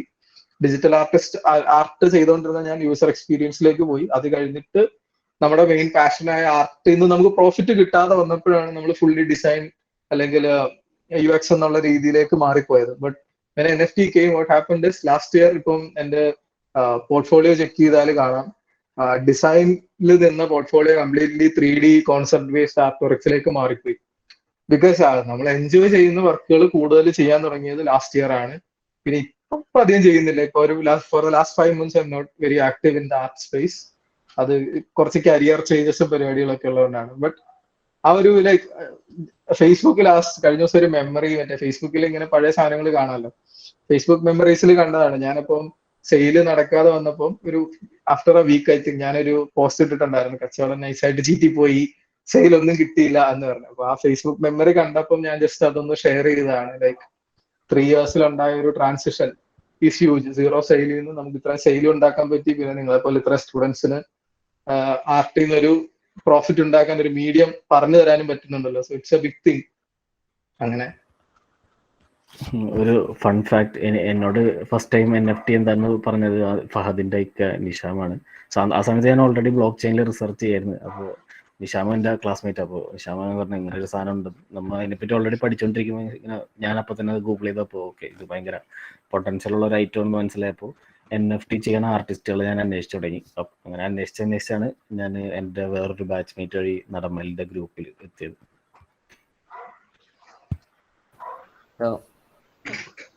മെൽവിൻ ചേട്ടന്റെ ഈ NFT സ്റ്റാർട്ടിങ് ജേർണി എങ്ങനെയാണെന്ന് പറയാം. ഞാൻ NFT വരുമ്പോ ആക്ച്വലി നടുമേലാണ് NFT ഇങ്ങനെ കൊണ്ടുവന്നത്. അപ്പൊ ഞാനിത് പഠിക്കുമായിരുന്നു. എന്റെ എപ്പോഴും പരിപാടി അതാണ്, അത് ആദ്യം ഒന്ന് പഠിക്കുക, എന്നിട്ടാണ് ഞാൻ വർക്ക് ചെയ്യുന്നതിനെ പറ്റിയൊക്കെ ചിന്തിക്കുന്നത്. അപ്പൊ നടുമേലിന്റെ സംസാരത്തിൽ നിന്ന് എനിക്കിത് ഭയങ്കര ഒരു ഭയങ്കര കിടിലം പോസിബിലിറ്റി തോന്നിയായിരുന്നു. ഓക്കെ, അപ്പൊ അത് കഴിഞ്ഞിട്ട് ഞാൻ പുള്ളിയുടെ വർക്ക് കണ്ടു കഴിഞ്ഞപ്പോ അതൊരു വലിയൊരു ടേണിംഗ് പോയിന്റ് ആണ്. കാര്യം നടുമേൽ ഒരിക്കലും എന്നോട് വർക്ക് മേടിക്കാൻ പറഞ്ഞില്ല. അതായത് പുള്ളിയുടെ വർക്ക് ഇതിനകത്തുണ്ട്, യു ക്യാൻ ബൈ എന്നൊന്നും പറഞ്ഞില്ല. പുള്ളി എന്നെ കളക്ടറായിട്ടും അല്ല കണ്ടത്. കാര്യം ഞങ്ങൾ കുറെ കാലമായിട്ടുള്ള ഫ്രണ്ട്സ് ആണ്. അപ്പൊ we use to talk about design and lot of other things as well. അപ്പൊ ഞാൻ പുള്ളിയുടെ വർക്ക് കണ്ടപ്പോ it creates something inside my mind, like എനിക്ക് ഈ പുള്ളിയുടെ വർക്ക് കളക്ട് ചെയ്യണം എന്നുള്ളൊരു സാധനം തോന്നി. അപ്പൊ എൻ്റെ ഉണ്ടായിരുന്ന പൈസ വെച്ച് ഞാൻ ക്രിപ്റ്റോയിലുള്ള ഒരാളല്ല. അപ്പൊ ഞാനത് കൺവേർട്ട് ചെയ്തിട്ട് ഐ ബോട്ട് ഹിസ് വർക്ക്. അപ്പൊ വർക്ക് മേടിക്കുമ്പോഴാണ് ഫ്രണ്ട് എന്നുള്ളത് മാറ്റി വെച്ചിട്ട് ഞാൻ നടുമേല് എന്താണ് ചെയ്യുന്നത്, പിന്നെ നടുമേൽ എന്നുള്ള ആർട്ടിസ്റ്റിനെ പറ്റി പഠിക്കാൻ തുടങ്ങിയത്. എന്നിട്ടാണ് ഞാൻ കളക്ട് ചെയ്യുന്നത്. അപ്പൊ കളക്ടേഴ്സ് പെർസ്പെക്റ്റീവ് എനിക്കൊരു ഏകദേശം പിടികിട്ടിയതിന് ശേഷമാണ് ഞാൻ എന്റെ വർക്ക് ഇടുന്നത്. അപ്പൊ എന്റെ വർക്ക് ഇട്ട് കഴിഞ്ഞിട്ട് എന്റെ ഫ്രണ്ടാണ് ആദ്യം ബിഡ് ചെയ്തത്. പുള്ളിക്ക് ആ വർക്ക് ഇഷ്ടപ്പെട്ടിട്ട്. പക്ഷെ എനിക്ക് തോന്നുന്നു ഒരു 20 മിനിറ്റ്സ് കൊണ്ട് മുമ്പായിട്ട് വേറൊരു കളക്ടർ വന്നിട്ട് എന്റെ ഫസ്റ്റ് വർക്ക് എനിക്ക് 180 സെല് ചെയ്യാൻ പറ്റി. അപ്പൊ അത് ഭയങ്കര ഒരു കോൺഫിഡൻസ് ആണ്. അതുവരെ ഞാൻ ഇൻസ്റ്റാഗ്രാമിലും ബിഹാൻസിലും ഡ്രിബിളിലൊക്കെ വർക്ക് ഇടുമ്പോൾ I just thought like okay I'm putting my work. I never thought like I will be making money out of my digital art work, you know. So അത് ഭയങ്കര കോൺഫിഡൻസ് വന്നു. അതിനുശേഷം ഞാൻ സീരിയസ് ആയിട്ട് വർക്ക് ചെയ്യാൻ തുടങ്ങി. അങ്ങനെ ഒരു അറൌണ്ട് 7 വർക്ക് ഇപ്പൊ സെല് ചെയ്യാൻ പറ്റി. പിന്നെ ജോബ് ട്രാൻസിഷനും അതും എല്ലാം വന്നു. പിന്നെ കുറെ ഈവെന്റ്സും, പിന്നെ ഞങ്ങൾ ഇതിന്റെ കുറച്ചും കൂടി ഒന്ന് ആഴത്തിൽ പഠിക്കാനായിട്ട് ഇരുന്നത് കൊണ്ടാണ് നമ്മൾ പാർട്ട് വർക്ക് ചെയ്യാത്തത്. പക്ഷെ I'm working on a collection right now. അപ്പൊ ഭയങ്കര എക്സൈറ്റിംഗ് ആണ്.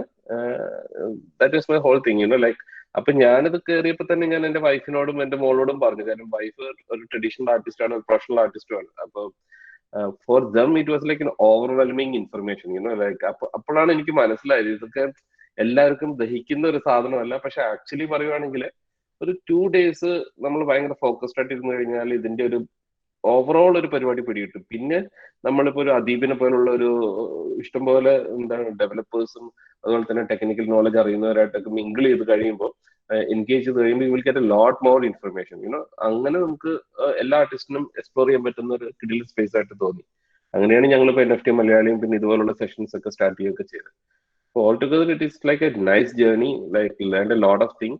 ആൻഡ് ഇപ്പൊ ഞാൻ തിങ്ക് ചെയ്യുന്നത് പ്രൊജക്ട് ആയിട്ടാണ് തിങ്ക് ചെയ്യുന്നത്. നേരത്തെ ആർട്ട് വർക്ക് ആയിട്ട് തിങ്ക് ചെയ്തിട്ട് ആ ഒരു ട്രാൻസിഷനിങ് ഭയങ്കര ഇമ്പോർട്ടന്റ് ആണ്. ഇപ്പൊ ഫോർ എക്സാമ്പിൾ അത് നടമേലും എല്ലാവർക്കും ആ ഒരു എക്സ്പീരിയൻസ് ഉണ്ടാവും. നമ്മളിപ്പോ ഒരു വർക്ക് സെല് ചെയ്യുക, ആർട്ട് വർക്ക് സെല് ചെയ്യുക എന്നുള്ളതിന് മാറിയിട്ട് we become like I can frankly speak, like all the creative people over here in NFT space, they are like entrepreneurs. Like Nadamel is an entrepreneur ആണ്. അപ്പൊ അയാളൊരു work ഇപ്പൊ ഇടുമ്പോ it is not just an artwork, it's like a project for him, because that's his long term goal as well, you know. When he buys something, that is his project. So അത്തരം ഒരു transition, it's amazing, man. Like, so I really enjoyed it. Okay, so it's really inspiring actually. So വേറൊരു doubt കൂടെ ഉണ്ടായിരുന്നു. ഈ movie ആക്ടേഴ്സിന്റെ ഒക്കെ art ചെയ്യുമ്പോൾ അതിലെന്തെങ്കിലും issue ഉണ്ടോ? കുറച്ച് ആളുകൾ പറയുന്നതായിട്ട് അവർക്ക് അതിന്റെ റോയൽറ്റി കിട്ടുന്നില്ല, അല്ലെങ്കിൽ കോപ്പിറൈറ്റ് അങ്ങനത്തെ ഇഷ്യൂസ് ഒക്കെ. ഫാൻ ആർട്ട് എന്ന് പറഞ്ഞ കൺസെപ്റ്റ് ചെയ്യുമ്പോൾ അതാണോ ഉദ്ദേശിച്ചതെന്ന് എനിക്ക് അറിയത്തില്ല. ഫാൻ ആർട്ട് ചെയ്യുമ്പോൾ നമ്മള് ആ ഒരു പർട്ടിക്കുലർ മൂവിയുടെ ആണ് അല്ലെങ്കിൽ ഒരു കോമിക്സിന്റെ ഒക്കെ ചെയ്യുമ്പോൾ you should look at there copyright rules and regulations. അപ്പൊ അതില് റൂൾസ് ആൻഡ് റെഗുലേഷൻസിൽ അക്സെപ്റ്റ് ചെയ്യുന്ന സാധനങ്ങൾ നമുക്ക് ഫാൻ ആർട്ട് ആയിട്ടൊക്കെ ചെയ്യാം. അതിൽ കുഴപ്പമൊന്നുമില്ല. കാരണം എന്താ വെച്ചാൽ ആർട്ടിസ്റ്റിന്റെ ഫുൾ ഇന്റർപ്രിട്ടേഷൻ ആണ് അവിടെ ചെയ്യുന്നത്. അപ്പൊ അതിൽ പ്രശ്നമില്ല. പക്ഷെ ഫഹദ് ചോദിച്ചത് അതാണോ ക്വസ്റ്റ്യൻ എന്നുള്ളത് എനിക്ക് മനസ്സിലായില്ല. അതാണോ ക്വസ്റ്റ്യൻ? അത് തന്നെയാണ്. അതെ അതെ. അപ്പൊ അവർക്കത് റോയൽറ്റിയുടെ പ്രശ്നം വരുന്നില്ല. അപ്പൊ അത് അങ്ങനെ വരുന്ന പ്രശ്നമുള്ള കാര്യം. പക്ഷെ if you R associating with a film actor or something and if you are creating N NFT with him, you are supposed to give royalty to that person and vice versa. Like for example, ഒരു artist, ഒരു film actor ഒരു ആർട്ടിസ്റ്റിനെ വെച്ച് ചെയ്യുമ്പോൾ that is his courtesy to give a percentage to that artist as well. For example Rima കല്ലിങ്കലിന്റെ ഒരു NFT ഇപ്പോൾ വന്നിട്ടുണ്ടായിരുന്നു. അപ്പൊ അവര് ചെയ്തത് വളരെ നല്ലൊരു കാര്യമാണ്. കാര്യം എന്ന് വെച്ച് കഴിഞ്ഞാൽ അതിൽ അസോസിയേറ്റ് ചെയ്യുന്ന ആൾക്കാർക്കും അവർ ആ സ്പ്ലിറ്റ് കൊടുക്കുകയാണ് ചെയ്തത്. അപ്പൊ പെർസെന്റേജ് കൊടുക്കുകയാണ് ചെയ്തത്. അപ്പൊ നല്ല പ്രൈസിന് പോയപ്പോൾ ആരൊക്കെയാണ് അസോസിയേറ്റ് ചെയ്തത് അവർക്ക് അതിന്റെ പെർസെന്റേജ് കിട്ടുകയും ചെയ്തു. And with that money they collected another artist art work as well. Yamini എന്ന് പറയുന്ന നല്ലൊരു ഫൈൻ ആർട്ടിസ്റ്റിന്റെ വർക്ക് അവർ മേടിക്കുകയും ചെയ്തു. So that process is very good. Like that is actually helping both space. Like celebrities സ്പേസിൽ ഇരിക്കുന്ന ഒരാൾക്കും ഗുണമാണ്, ആർട്ടിസ്റ്റ് അസോസിയേറ്റ് ചെയ്യുന്നവർക്കും ഗുണമാണ്. അത്തരം നല്ലൊരു കൊളാബറേഷൻസ് നല്ലതാണ്. Okay, thank you. So good evening. എൻ്റെ ഒരു ബിനോയ് എന്നാണ്. ഞാൻ എറണാകുളത്ത് ഒരു അഡ്വർടൈസിങ് ഫേമിലായിരുന്നു വർക്ക് ചെയ്തുകൊണ്ടിരിക്കുന്നത്. ഇപ്പോൾ ഒരു ഫ്രീലാൻസർ ഗ്രാഫിക് ആർട്ടിസ്റ്റാണ്. ഇപ്പം മെൽവിൻ പറഞ്ഞ ഒരു എക്സ്പ്ലനേഷനിൽ നിന്നാണ് ഒരു ചോദ്യം ചോദിക്കണമെന്ന് തോന്നിയത്. അത് പലപ്പോഴും NFT കുറിച്ച് നമ്മൾ കേൾക്കുമ്പോൾ അതിൻ്റെ ഒരു മണി വാല്യൂ ആണ് ഭയങ്കര അട്രാക്റ്റീവ് ആയിട്ട് ഫീൽ ചെയ്യുക. മില്യൺസ് ആളുകൾ നേടി എന്നുള്ളത് തോന്നുന്നത്. അപ്പൊ ഒരു ഗ്രാഫിക് ആർട്ടിസ്റ്റ് എന്നുള്ള രീതിയിൽ ഞാൻ അതിനെ കാണുമ്പോൾ ഒരു ആർട്ട് വർക്ക് എന്നുള്ള രീതിയിലാണ് പലപ്പോഴും കാണാൻ ശ്രമിച്ചിട്ടുള്ളത്. പക്ഷെ ഇപ്പൊ മെൽവിൻ പറഞ്ഞതിൽ നിന്ന് ഒരു ആർട്ട് വർക്ക് എന്നതിലപ്പുറം ഒരു പ്രോജക്റ്റ് എന്നുള്ള രീതിയിൽ കാണണമെന്നും ഓരോരുത്തരും ഒരു ഓൺട്രപ്രണർ ആയിട്ട് എന്ന നിലയിൽ ചിന്തിക്കണം എന്നുള്ളൊരു തോട്ട് അതിനകത്ത് കാണും. അപ്പൊ അതിനെക്കുറിച്ച് ഒന്നുകൂടെ ഒന്ന് എക്സ്പ്ലെയിൻ ചെയ്ത് പറയാനായിട്ട് പറ്റുമോ? തീർച്ചയായിട്ടും. കാര്യം എന്താ വെച്ച് കഴിഞ്ഞാല് നമ്മുടെ ഒരു മൈൻഡ് സെറ്റ് എങ്ങനെയാന്ന് വെച്ച് കഴിഞ്ഞാല് we never value time, right? അപ്പൊ അത് ഇപ്പൊ ഫോർ എക്സാമ്പിൾ നമ്മളിപ്പോ ഒരു ഡോക്ടറെ കാണാൻ പോകണം. അപ്പൊ എനിക്കൊരു പനി ഉണ്ടെങ്കിൽ അപ്പൊ ഡോക്ടറെ കാണാൻ പോകുമ്പോൾ he might be spending like 5 minutes or 10 minutes എന്നൊന്ന് അനലൈസ് ചെയ്തിട്ട് എനിക്ക് മരുന്ന് എഴുതുന്നു. And we are paying the fees for that hospital and that doctor, right? അതേസമയം നമ്മൾ ആർട്ട് വർക്ക് ചെയ്യുമ്പോൾ the amount of time that is it. For example ഇപ്പൊ അനന്തന്റെ ഇപ്പൊ ഒരു റീസെന്റ് ഇട്ടേക്കുന്ന ഫൗണ്ടേഷനിൽ ഇട്ടേക്കുന്ന വർക്ക് എന്ന് പറഞ്ഞു കഴിയുമ്പോൾ he might have put a lot of time like to conceptualise ചെയ്യാനായിട്ടും അല്ലെങ്കിൽ അതിന്റെ ഒരു വർക്ക് ചെയ്യാൻ 3D റെൻഡർ ചെയ്യാനായിട്ടും എല്ലാമായിട്ടും അതിനു വേണ്ടുന്ന system, infrastructure, everything. It's not a hobby, that is real time. അപ്പൊ ഒരു മനുഷ്യന്റെ ടൈം എന്ന് പറയുന്നത് എപ്പോഴും അതൊരു വാല്യുബിൾ സംഭവമാണ്. അപ്പൊ അതിനെ നമ്മൾ കൺവേർട്ട് ചെയ്തിട്ട് നമ്മുടെ ആർട്ട് വർക്കിന് പ്രൊഡക്റ്റ് ആയിട്ട് കാണുന്നുണ്ട് ഒരു തെറ്റും ഞാൻ കാണുന്നില്ല. കാര്യം എന്ന് വെച്ച് കഴിഞ്ഞാല് we are using our time to create that art work and many people can do it. ഇപ്പൊ ഒരു ഡോക്ടർ ചെയ്യുന്ന പോലെ തന്നെയാണ് ഒരു ആർട്ടിസ്റ്റ് ചെയ്യുന്നത്. എല്ലാവർക്കും ഡോക്ടർ ആവാൻ പറ്റില്ല, എല്ലാവർക്കും ആർട്ടിസ്റ്റ് ആവാനും പറ്റില്ല. സോ അതിനെ നമ്മളൊരു കമോഡിറ്റി ആയിട്ട് കാണുകയും വേണം, അതിന്റെ വാല്യൂ നമ്മൾ ബ്രിങ് ചെയ്യണം. ഇപ്പൊ NFT മില്യൺസ് കണ്ടിട്ടല്ല ശരിക്കും ഞാൻ ഇതിൽ അട്രാക്റ്റഡ് ആയത്. ഞാൻ അട്രാക്റ്റഡ് ആയത് എന്താണെന്ന് വെച്ച് കഴിഞ്ഞാല് അതുവരെ ഈ ലോകത്ത് ഒരു ആർട്ടിന് വാല്യൂ എന്ന് പറയുന്ന സാധനം ഉണ്ടായിരുന്നില്ല. അവിടെയാണ് ഞാൻ ഇതിന്റെ പോസിബിലിറ്റി കാണുന്നത്. അപ്പൊ NFT അതിന്റെ ഒരു പോസിബിലിറ്റി ആയിട്ടാണ് ഞാൻ കണ്ടത്. അപ്പൊ ആ ഒരു വാല്യുവേഷൻ നമ്മുടെ വർക്കിൽ കാണുന്നതുകൊണ്ട് അത് നമ്മളിപ്പോ ഫോർ എക്സാമ്പിൾ ഞാൻ ഫുൾ ടൈം വർക്ക് ചെയ്യുന്ന ഒരാളാണ്. ഒരു 8 hours ഒരു IT കമ്പനിയിൽ ഒരു ഡാറ്റ മാനേജ്മെന്റ് കമ്പനിയിൽ വർക്ക് ചെയ്യുന്ന ഒരാളാണ്.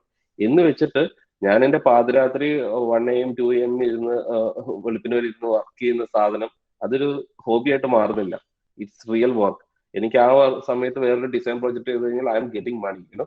സോ അത് വേണ്ടെന്ന് വെച്ചിട്ടായിരിക്കും ഞാനൊരു പടം വരയ്ക്കുന്നത്. അപ്പൊ why you are not valuing it എന്നുള്ളൊരു ക്വസ്റ്റ്യൻ എപ്പോഴും ഉണ്ട്. അപ്പൊ എപ്പോഴും നമ്മൾ അങ്ങനെ തന്നെ കാണണം. ആർട്ട് ഒരിക്കലും ഫ്രീ ഇതല്ല. നമ്മളിപ്പോ ഒരു കല്യാണത്തിന് പോകുമ്പോൾ അവിടെ അവർക്ക് ഫ്രീ ആയിട്ട് സമ്മാനം കൊടുക്കാനായിട്ട് പെയിന്റിങ് വരച്ചു കൊടുക്കരുത്. അത് ആവശ്യമുണ്ടെങ്കിൽ കൊടുക്കുക, അല്ലെങ്കിൽ consider like A very valuable thing even for photographers, music, എല്ലാവർക്കും. അപ്പോൾ അത് ക്രിയേറ്റീവ് കണ്ടന്റ് ഉണ്ടാക്കുന്നവർക്ക് ഇപ്പോൾ ഉള്ള ഒരു ഏറ്റവും നല്ല പോസിബിലിറ്റിയാണ് NFT എന്ന് പറയുന്നത്.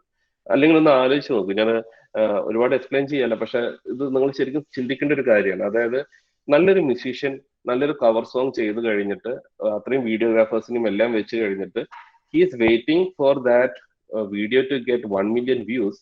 അത് കഴിഞ്ഞിട്ട് വല്ല സോപ്പിന്റെയോ ചീപ്പിന്റെയോ പരസ്യം കിട്ടുമ്പോഴാണ് അയാൾക്ക് കിട്ടുന്നത്, കവർ സോങ്ങിനല്ല കിട്ടുന്നത്. And what is happening in NFT, you are putting your, ഇപ്പൊ ഹാൻസിമർ എന്ന് പറഞ്ഞ ഒരാൾ ഒരു 3D ആർട്ടിസ്റ്റ് ആയിട്ട് വർക്ക് ചെയ്തു, അവർ രണ്ടുപേരും വർക്ക് ചെയ്തു, and people are putting value on that, direct on that work. അല്ലാതെ ആ വീഡിയോ ഓടിയിട്ട് അതിന്റെ വ്യൂസ് കഴിഞ്ഞിട്ട് അത് ജനറേറ്റ് ചെയ്യുന്ന ആഡിലേക്കല്ല പൈസ വരുന്നത്. അപ്പോൾ ഒരു കണ്ടന്റ് ക്രിയേറ്റേഴ്സിന് കിട്ടുന്ന ഡയറക്റ്റ് വാല്യൂ ആണ് ഞാൻ NFT-യിലുള്ള ഏറ്റവും നല്ലൊരു പോസിബിലിറ്റി ആയിട്ട് കാണുന്നത്. എല്ലാവരും ഔട്ട്സൈഡ്, NFT-ക്ക് ഔട്ട്സൈഡും നിങ്ങൾ ഇതന്നെ ചിന്തിക്കണം കേട്ടോ. അതായത് നമ്മുടെ വർക്കിന് വാല്യൂ കണ്ടുപിടിക്കണം. NFT ആയിട്ട് ഇട്ടില്ലെങ്കിലും കുഴപ്പമില്ല, when you do some work. അതാണ് എൻ്റെ ഒരു ചിന്താഗതി. ഇത് എൻ്റെ പെർസ്പെക്റ്റീവ് മാത്രമാണ്. ഓക്കെ, ഞാൻ ആൻസർ ചെയ്തെന്ന് വിചാരിക്കുന്നു. ബിനോയ്, ഒരു തോട്ട് പറയുകയാണെങ്കിൽ ഇപ്പം നമ്മൾ ഗ്രാഫിക് ആർട്ടിസ്റ്റുകൾ അല്ലെങ്കിൽ ഡിസൈനർ എന്നുള്ള ഒരു അവസ്ഥ നിൽക്കുമ്പോൾ NFT-യിൽ വരുന്നതുകൊണ്ടുള്ള ഏറ്റവും നല്ല ഗുണം എന്താണെന്ന് വെച്ചാൽ, if you make digital concept art works ഉണ്ടാക്കുന്ന ആളാണെങ്കിൽ നമ്മുടെ ഒരു വാല്യൂ നമ്മൾ എങ്ങനെ ഡിഫൈൻ ചെയ്യും എന്നുള്ള ഒരു ക്വസ്റ്റ്യൻ ആണ്. Like if we say, like നമ്മളോട് ഒരു പ്രൊജക്ട് പറയുകയാണ്, ഇത് സോ ആൻഡ് സോ ആണ് നമ്മുടെ കോൺസെപ്റ്റ്, ഇതാണ് നമ്മൾ ക്രിയേറ്റ് ഇതാണ് നിങ്ങൾ തരേണ്ട സാധനം എന്ന് പറഞ്ഞാൽ നമുക്ക് റിക്വയർമെന്റ് തരുമ്പോൾ നമ്മൾ നമ്മളെ ബില്ല് പറയുകയാണ്, like I charge 3 lakhs or 4 lakhs for this single JPEG create ചെയ്യാനെന്ന് പറയുമ്പോൾ, നമ്മുടെ നാട്ടിലാണെങ്കിൽ ആൾക്കാർ ചോദിക്കും 3 ലക്ഷം രൂപയോ ഒരു ആർട്ട് വർക്കിനോ എന്ന് ചോദിക്കുമ്പോൾ, അത് നമുക്ക് അവിടെ പ്രൂവ് ചെയ്യാൻ പറ്റില്ല. നമ്മളിപ്പോ ഒരു നോർമൽ സ്പേസിൽ നിൽക്കുകയാണെങ്കിൽ നമുക്കത് പ്രൂവ് ചെയ്യാൻ പറ്റില്ല നമ്മൾ ഇത്ര രൂപയ്ക്കാണ് ആർട്ട് വർക്ക് ചെയ്യാറുള്ളത് എന്നുള്ളത്. പക്ഷെ നമ്മളത് NFT-യിലാണ് ചെയ്യുന്നതെന്നുണ്ടെങ്കിൽ we can easily show that, because നമ്മുടെ ഫൗണ്ടേഷൻ അല്ലെങ്കിൽ ഏത് മാർക്കറ്റ് പ്ലേസിലാണോ നമ്മൾ ആർട്ട് വർക്ക് സെല്ല് ചെയ്യുന്നത് അവിടെ വളരെ ട്രാൻസ്പെറന്റ് ആയിട്ട് നമുക്ക് കാണാം, like you sold your last work for 1 Ethereum. 1 Ethereum is around 3 lakhs. So അപ്പോൾ 3 ലക്ഷം രൂപയ്ക്കാണ് പുള്ളിയുടെ ആർട്ട് വർക്ക്സ് സെല്ല് ചെയ്യുന്നത്, അല്ലെങ്കിൽ അത്രയും വാല്യൂവിനാണ് ചെയ്യുന്നത് എന്നുള്ളത് അവിടെ ഭയങ്കര ട്രാൻസ്പെറന്റ് ആയിട്ട് വിസിബിൾ ആണ്. സോ നമുക്ക് നമ്മുടെ ഒരു വാല്യൂ എന്താണെന്നുള്ളത് കുറച്ചുകൂടെ കാണിച്ചു കൊടുക്കാനും അങ്ങനെ രീതിയിൽ യങ് ആയിട്ടുള്ള ആർട്ടിസ്റ്റുകൾക്ക് വളരെ നല്ലതാണ്. എസ്പെഷ്യലി സ്റ്റുഡൻസിന്, കോളേജിൽ പഠിക്കുന്നവർക്ക്. ഈവൻ ഇഫ് ഒരു 0.1 Ethereum എന്ന് പറയുമ്പോൾ 30,000 rupees ഉണ്ട്. ഇപ്പം ഞാൻ കോളേജിൽ പഠിച്ചുകൊണ്ടിരുന്നപ്പോൾ ഞാൻ ഓർക്കുന്നുണ്ട്, ഞാൻ ലോഗോ ഒക്കെ ബ്രാൻഡിങ് ചെയ്ത് കൊടുത്തോണ്ടിരുന്ന 3000 രൂപയ്ക്കാണ്. ഇപ്പോഴാണെങ്കിൽ അങ്ങനെ ആരും ചോദിക്കത്ത് കൂടിയില്ല, because that thing happen because of NFT വരുമ്പോൾ നമ്മുടെ ബ്രാൻഡിങ് ചേഞ്ച് ആകുന്നു, വാല്യൂ മാറുന്നത് ആൾക്കാർക്ക് മനസ്സിലായിക്കൊണ്ടിരിക്കും. സോ നമുക്ക് നമ്മുടെ പ്രൈസിങ്ങും കാര്യങ്ങളെല്ലാം നമ്മുടെ വാല്യൂ ഡിഫൈൻ ചെയ്യാനുള്ള ഒരു ടൂൾ ആയിട്ടും കൂടെ NFTs യൂസ് ചെയ്യാം. മിഥുൻ ഹാൻഡ് റൈസ് ചെയ്തു. സോ എന്റെ ഡൗട്ട് എന്ന് പറയുന്നത്, ഇപ്പം ഞാനൊരു ആർട്ടിസ്റ്റ്, സോ ഞാൻ എന്റെ NFT പ്രൊമോട്ട് ചെയ്യാൻ വേണ്ടിയിട്ട് ഞാൻ ട്വിറ്റർ തുടങ്ങി. സോ ലൈക്ക് അപ്പോൾ എനിക്ക് ലൈക്ക് ആരുമായിട്ട് പരിചയമില്ല. സോ ഹൗ ക്യാൻ ലൈക്ക് എന്റെ അക്കൗണ്ട് മോർ റീച്ച് എങ്ങനെ കൊണ്ടുവരാം? ഡൗട്ട്, ലൈക്ക് എന്തൊക്കെ ചെയ്യും? Growth is very organic. I started with 25 followers. വെറും 25 ഫോളോവേഴ്സേ ഉള്ളായിരുന്നു. ലൈക്ക് എനിക്ക് ഫസ്റ്റ് സെയിൽ കിട്ടുമ്പോൾ റഫ്ലി having 90 followers or something on Twitter. അപ്പോൾ ഫോളോവേഴ്സ് ഡസന്റ് മാറ്റർ, അത് ആക്ച്വലി വലിയ കാര്യമില്ല. ഫോളോവേഴ്സ് ഗ്രാജുവലി ഇപ്പം മെൽവിൻ ചേട്ടനും I think he was having around 400 or 600 followers when he started. എനിക്ക് അത്ര പോലും ഇല്ലായിരുന്നു, ഒട്ടും ആക്റ്റീവ് അല്ല. ഞാൻ എന്റെ ഫസ്റ്റ് വർക്ക് സെല് ചെയ്യുമ്പോൾ ഞാൻ ട്വിറ്ററിൽ ആക്റ്റീവേ അല്ല, അപ്പൊ ഞാൻ തിരിഞ്ഞു നോക്കിയിട്ടില്ല, മനസ്സിലായില്ല. അപ്പൊ അതിൽ 400 followers ഉണ്ടായിരുന്നുള്ളൂ. ഇൻസ്റ്റാഗ്രാമിൽ എനിക്ക് കാര്യമായിട്ട് ഒരു ഫോളോവേഴ്സ്, കാര്യം ഞാൻ അതിനകത്ത് ഒട്ടും ആക്റ്റീവ് അല്ല. ഇത് ഈ സ്പേസസിലൊന്നും കാര്യമായിട്ട് ആക്റ്റീവ് അല്ല. വല്ലപ്പോഴും എന്താ കണ്ടന്റ് ഇടണമെന്ന് തോന്നുമ്പോൾ മാത്രം ഇടാവുന്ന ഒരാളാണ് ഞാൻ. അപ്പൊ ഫോളോവേഴ്സ് അല്ല നമ്മുടെ സക്സസ് ഡിഫൈൻ ചെയ്യുന്നത്. ഫോർ എക്സാമ്പിൾ, ഇപ്പൊ അറൌണ്ട് 250K ഫോളോവേഴ്സ് ഉള്ള എന്താണ് ഇൻസ്റ്റാഗ്രാമിൽ ഫോളോവേഴ്സ് ബ്ലൂടിക്കുള്ള ആൾക്കാർ ഇതിനകത്ത് വർക്ക് ഇടുന്നുണ്ട്. They are not getting any sales.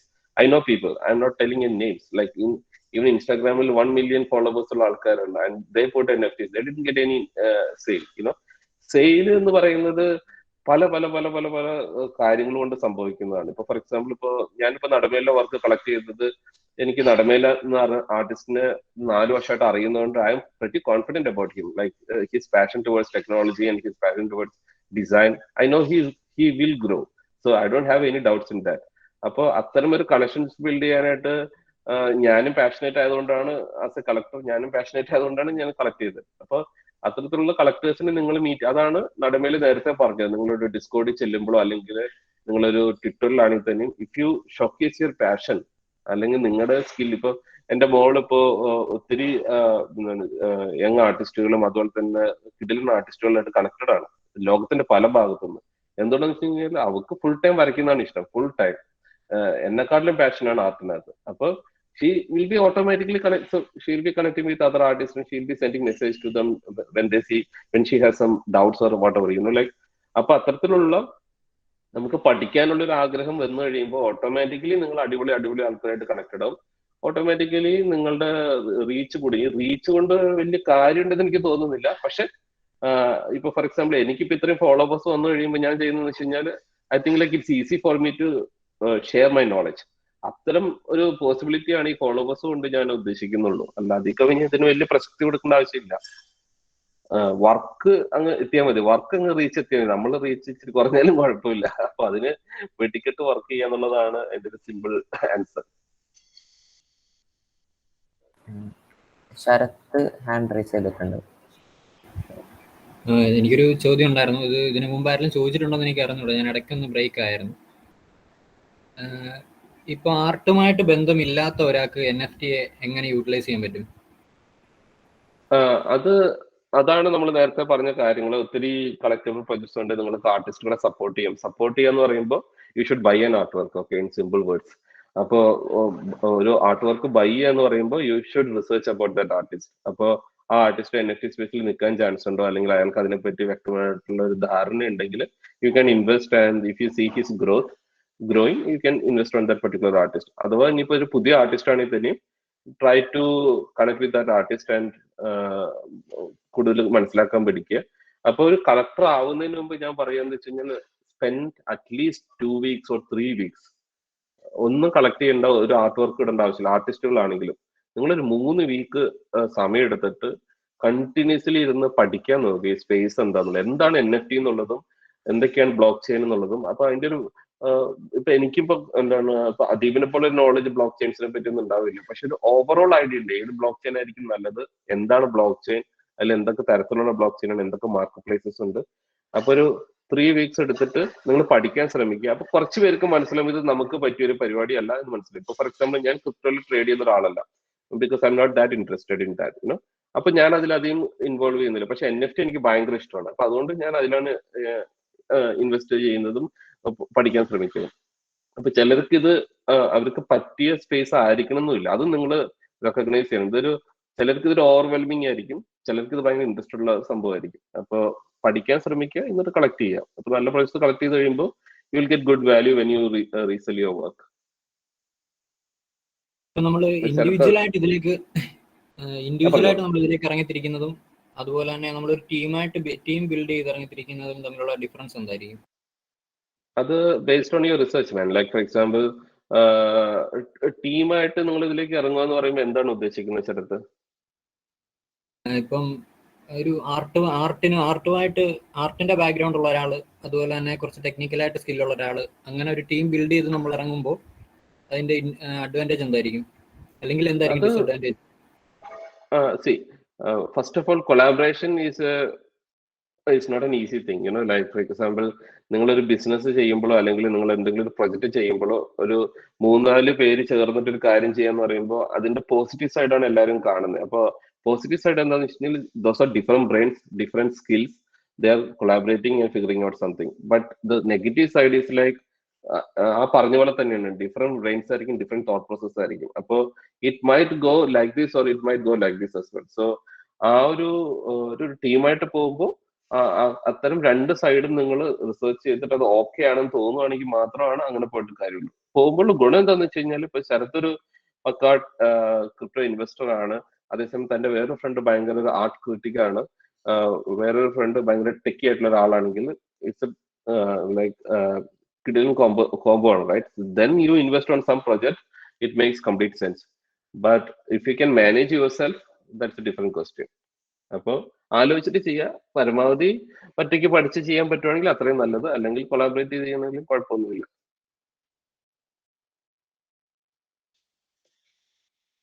Answer ചെയ്താണ് ശരത്തെ, അതോ ഇപ്പോഴും ഡൗട്ട് ഉണ്ടോ? ഓക്കെ, ക്ലിയർ ആയി. ഓക്കെ. സോ അടുത്ത അദീബിക്ക് അടുത്ത ചോദിക്കാനുള്ളത്, ആക്ച്വലി ഇപ്പൊ ഞങ്ങൾ എഞ്ചിനീയർ സ്റ്റുഡൻസ് ആണല്ലോ, അപ്പൊ ഞങ്ങൾക്ക് പ്രോഗ്രാമിംഗ് എന്ന രീതിയിൽ NFTയിൽ എങ്ങനെയാ ചെയ്യാൻ പറ്റുക? പ്രോഗ്രാമിംഗ് അല്ലെങ്കിൽ ആ ഒരു രീതിയിൽ ഞാൻ നേരത്തെ പറഞ്ഞില്ലേ, കസ്റ്റമൈസേഷൻ ഓഫ് സ്മാർട്ട് കോൺട്രാക്ട്സിൽ ഇപ്പോൾ ചില ആർട്ടിസ്റ്റുകൾക്ക് ചില കാര്യങ്ങൾ വേണ്ടി വരും. ലൈക്ക് എൻ്റെ NFT ഇങ്ങനെ ചെയ്യണം, അങ്ങനെ ചെയ്യണം എന്നൊക്കെ അവരുടെ മനസ്സിൽ പ്ലാനുകൾ ഉണ്ടാവും.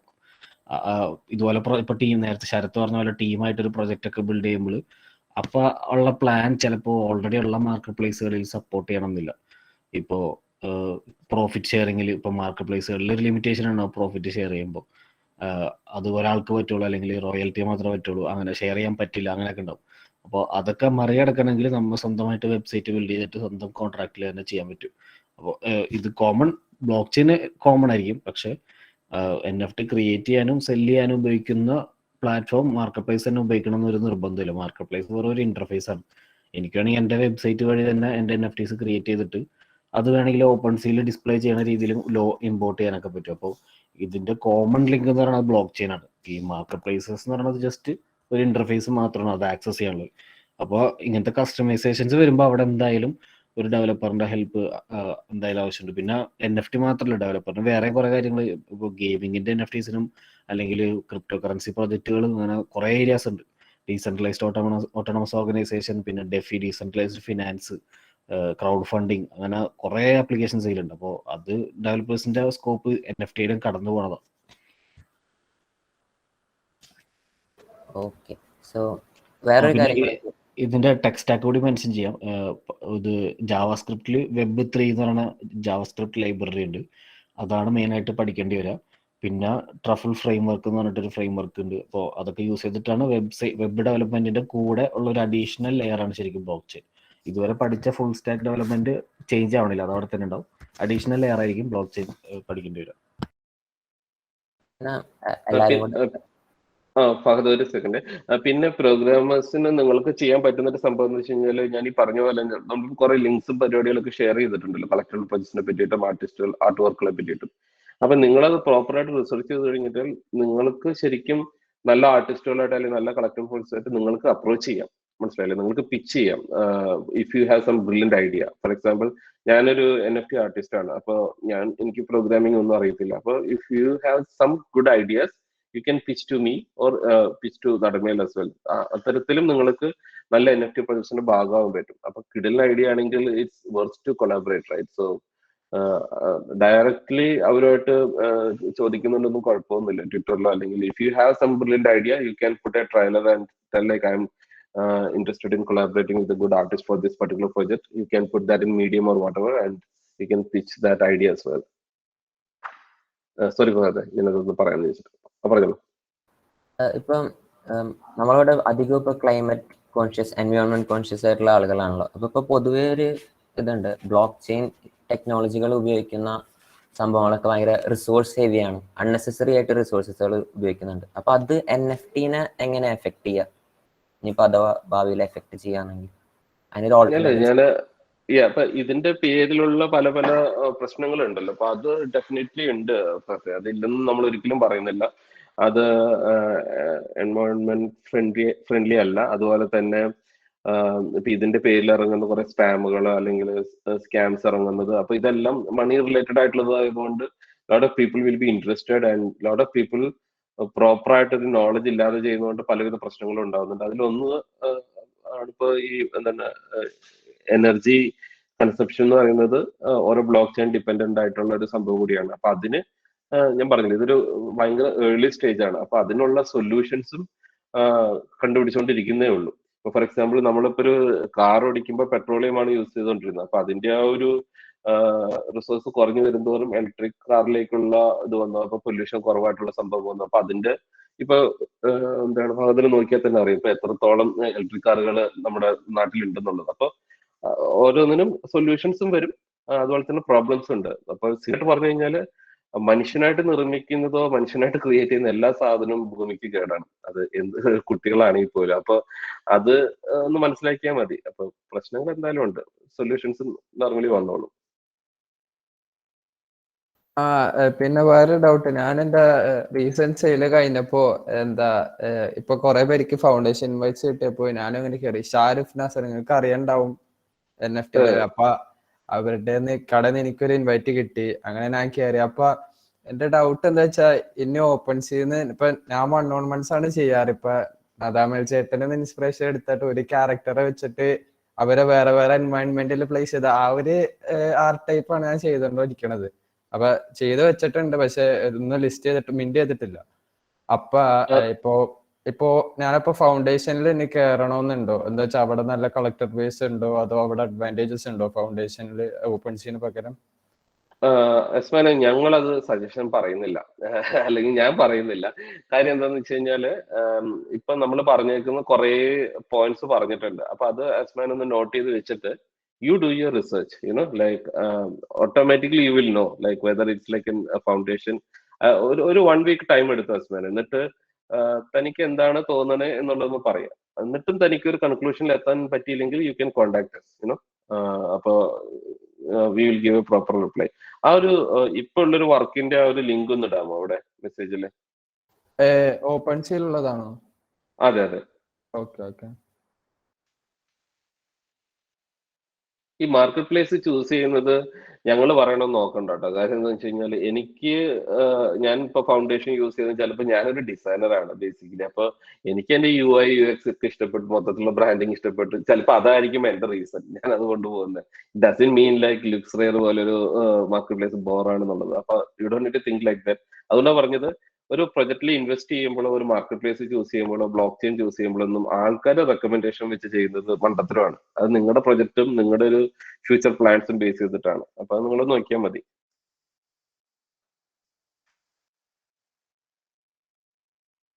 ഓക്കെ, താങ്ക്സ് ഏട്ടാ. പിന്നെ ഒരു സംശയം ഉണ്ടായിരുന്നു. ഇപ്പൊ അടുത്ത് തന്നെ $69 million ഒരു കളക്ഷൻ സെയിലായി പോയല്ലോ. അപ്പം അതേപോലത്തെ കുറെ കളക്ഷൻ സെയിലാവുമ്പോൾ ഇപ്പൊ മെറ്റാവേഴ്സ് എന്ന് പറഞ്ഞപ്പോൾ എല്ലാവരും ഭയങ്കര ഹോട്ട് ടോപ്പിക്കാണ്. അപ്പം അതും ഈ NFT തമ്മിലൊക്കെ ബന്ധിപ്പിക്കാനായിട്ട് അതിനെപ്പറ്റി ഒരു ക്ലാരിറ്റി.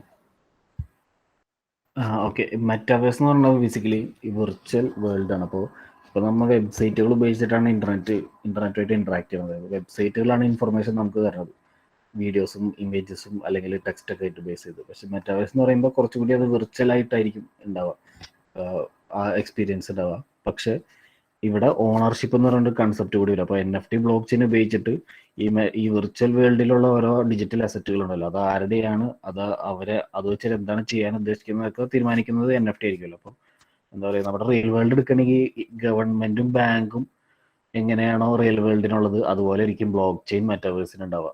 അപ്പോൾ വിർച്വൽ വേൾഡ് അതാണ്, ബ്ലോക്ക് ചെയിനും വിർച്വൽ വേൾഡും കൂടി കൂടുമ്പോഴാണ് ഈ മെറ്റാവേഴ്സ് ഉണ്ടാവണം എന്ന് പറയാം.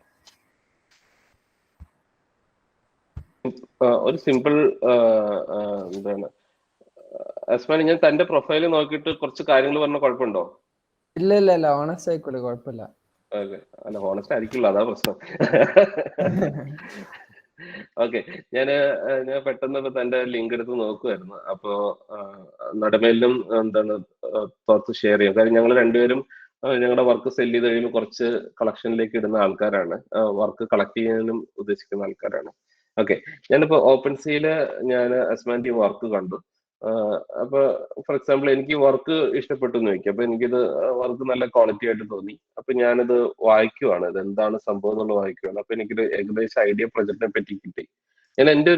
ഞാനൊരു കളക്ടർ ആണെങ്കിൽ എന്റെ പെർസ്പെക്റ്റീവ് ആണ് പറയുന്നത്. അപ്പൊ അത് ചിലപ്പോൾ നിങ്ങൾക്ക് ഉപകാരപ്പെടും, ചിലപ്പോൾ നിങ്ങൾക്ക് യാതൊരു ഉപകാരം ഉണ്ടാവില്ല. പക്ഷെ I am just telling. Okay, അപ്പൊ ഞാൻ ഇവിടെ വന്നു, ഞാൻ ഹസ്ബൻഡിന്റെ മൊത്തത്തിലുള്ള, അപ്പൊ എനിക്ക് ഈ എന്താണ് ആർട്ടിസ്റ്റ് ആരാന്ന് അറിയാൻ കുറച്ചുകൂടി ഒരു താല്പര്യമുള്ളതായിട്ട് ഞാൻ ഇവിടെ വന്ന് നോക്കി. അപ്പൊ ഇതിന്റെ ഡിസ്ക്രിപ്ഷൻ എന്ന് പറയുന്നത് ആ വർക്കിനെ പറ്റിയിട്ടുള്ളതാണ്. അപ്പോഴും എനിക്കൊരു ഐഡിയ കിട്ടുന്നില്ല ഇത് ആരാണ് ചെയ്തതെന്നുള്ളത്. ഓക്കെ, കാര്യം ഇന്നത്തെ കാലത്ത് ഈ എന്താണ് NFT ഇത്രയും ഭൂമായിട്ട് നിൽക്കുന്നതുകൊണ്ട് ലോട്ട് ഓഫ് സ്കാംസും പല ആൾക്കാരെ വർക്ക് വെച്ചിട്ട് സെയിൽ ചെയ്യലും പരിപാടികളൊക്കെ ഉണ്ട്. അപ്പൊ ഒരു കളക്ടർ എന്താണ് അത്യാവശ്യം ബോധമുള്ള ഒരു കളക്ടർ എപ്പോഴും ആർട്ടിസ്റ്റ് മനസ്സിലാക്കിയിട്ടായിരിക്കും കളക്ട് ചെയ്യുള്ളൂ, അല്ലാതെ വർക്കിന്റെ ക്വാളിറ്റി കണ്ടിട്ട് മാത്രം കളക്ട് ചെയ്യില്ല. അപ്പൊ ഞാൻ ഈ ഡിസ്ക്രിപ്ഷൻ നോക്കി, അപ്പൊ ഡിസ്ക്രിപ്ഷനിലും എനിക്ക് കിട്ടുന്നില്ല, ആർട്ടിസ്റ്റ് ആരാന്ന് മനസ്സിലാവുന്നില്ല. അപ്പൊ ഞാൻ എന്ത് ചെയ്തെന്ന് വെച്ച് കഴിഞ്ഞാല്, ചിലപ്പോ മിക്ക കളക്ടേഴ്സും ഇവിടെ വായിച്ചിട്ട് ഇവിടെ നിന്ന് ഒരു ഐഡിയയും കിട്ടിയില്ല, അവർ ഇവിടെ നിന്ന് ക്ലോസ് ചെയ്തു പോകും. മനസ്സിലാവുന്നുണ്ടോ? ഞാനൊരു യൂസർ എക്സ്പീരിയൻസാണ് പറയുന്നത്. അപ്പൊ അവര് വിചാരിക്കും ഇതിപ്പോ ഡിജിറ്റൽ അല്ലെന്ന് തോന്നുന്നു പറഞ്ഞ് ക്ലോസ് ചെയ്തു പോകും. ഓക്കെ, ഇനിയിപ്പോ ചില ആർട്ടിസ്റ്റുകൾ,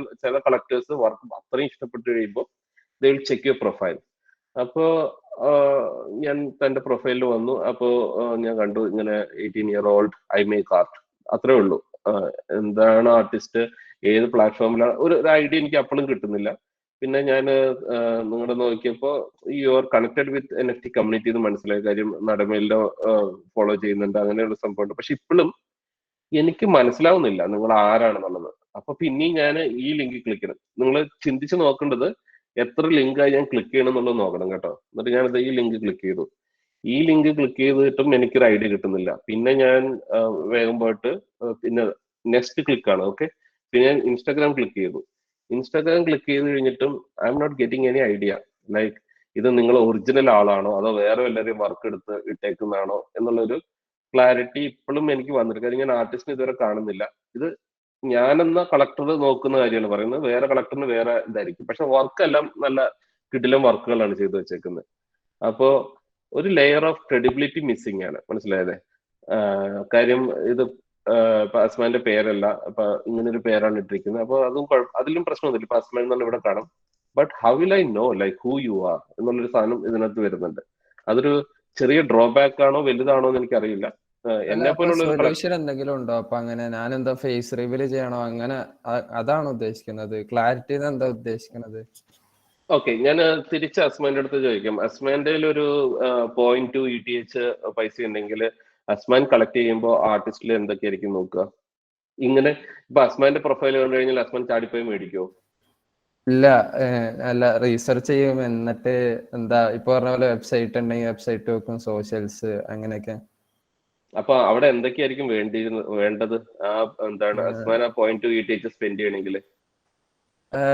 അല്ല, എല്ലാ അക്കൗണ്ട്സും അല്ല, ആദ്യം ഇപ്പോൾ കമ്മ്യൂണിറ്റി ഇപ്പൊ ട്വിറ്ററിലാണെങ്കിലും അവർക്ക് മനസ്സിലാവുമല്ലോ ഇപ്പൊ അത് ഒതന്റിക് അക്കൗണ്ട് ആണോ അല്ലേന്ന്. ഇപ്പൊ എങ്ങനെ മനസ്സിലാവും? അല്ല, ഫോളോവർ അക്കൗണ്ട് ആയിട്ട് നോക്കാം, അല്ലെങ്കിൽ അത് റോങ് ആണ്. ഓക്കെ ഓക്കെ ഓക്കെ, കളക്ടേഴ്സിന്റെ അതാ ഞാൻ പറഞ്ഞത്. ഫോളോവർ കൗണ്ട് വെച്ചിട്ട് നിങ്ങൾക്ക് എനിക്കും നടമേലിനൊക്കെ ബ്ലൂടിക്ക് ഉള്ള 100K ഫോളോവേഴ്സ് ഉള്ള ആൾക്കാർ സ്പാം മെസ്സേജസ് അയക്കാറുണ്ട്. ഓക്കെ, ഫോളോവേഴ്സ് ഒരിക്കലും ഒരു ക്രൈറ്റീരിയ അല്ല.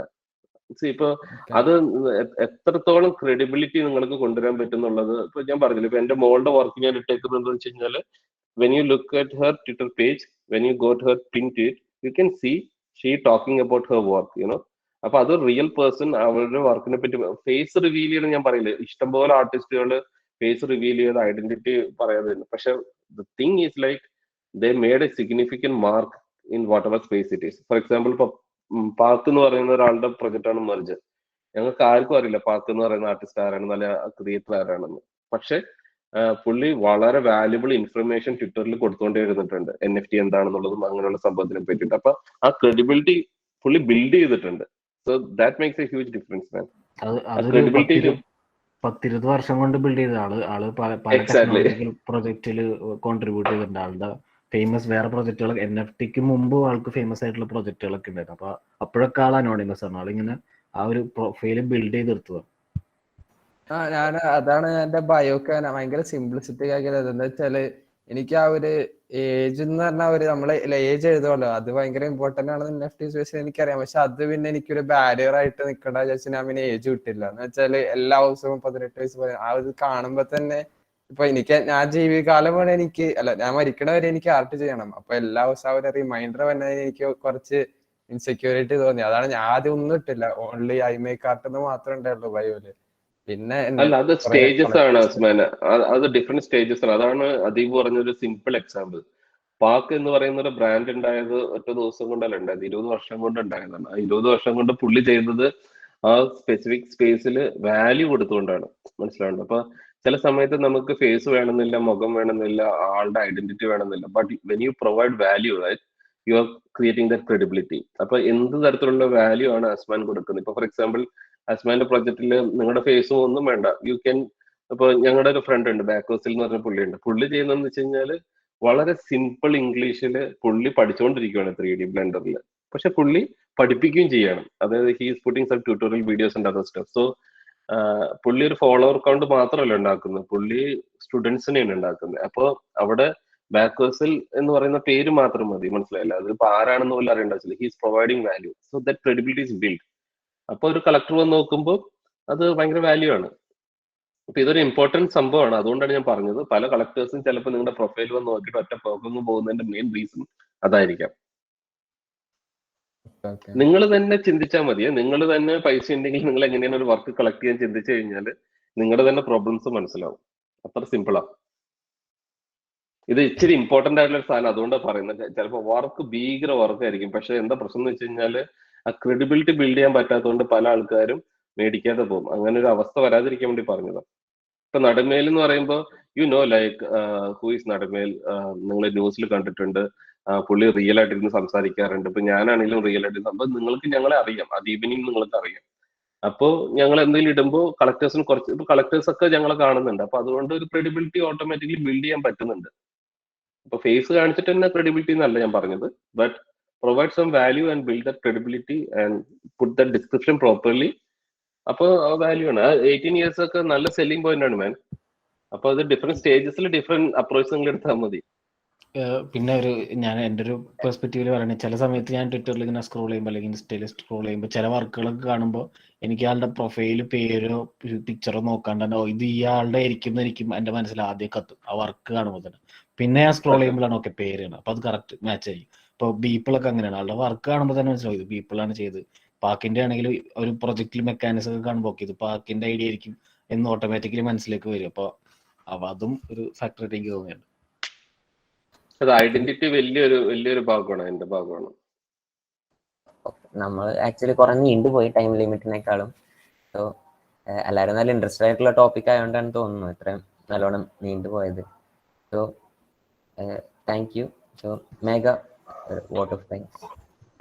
ഞാൻ ആക്ച്വലി ഫഹദിന്റെ അടുത്ത് 1 മണിക്കൂറിലല്ല 1.5 മണിക്കൂറിൽ തീർക്കാവോ എന്ന് ചോദിച്ചിട്ടായിരുന്നു ഞാൻ മെസ്സേജ് അയച്ചിട്ടുണ്ടായിരുന്നു. Okay, so I hope there are no more questions. So with this, we have reached the end of the session. I, on behalf of GDSC SCTCE, deem it a great honor to thank Mr. Melvin Thampi and Adeeb for the interesting and engaging session. As a token of appreciation and gratitude, we present you a virtual momentum from our side. Thank you. Thank you. ഞങ്ങൾക്ക് ഇതുപോലുള്ള ഒരു spaces ആണ് ഞങ്ങൾ expect ചെയ്യുന്നത്. അപ്പോൾ we can provide lot more value. Oh, thanks a lot.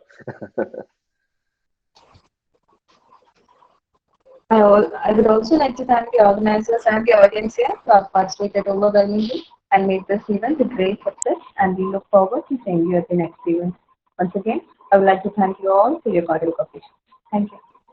So actually ഈ mementos ഞങ്ങൾ NFTs ആയിട്ട് നിങ്ങൾക്ക് വാളറ്റിലേക്ക് ഷെയർ ചെയ്യുന്നതായിരിക്കും. So that's good. Thank you. That's awesome man. Thank U.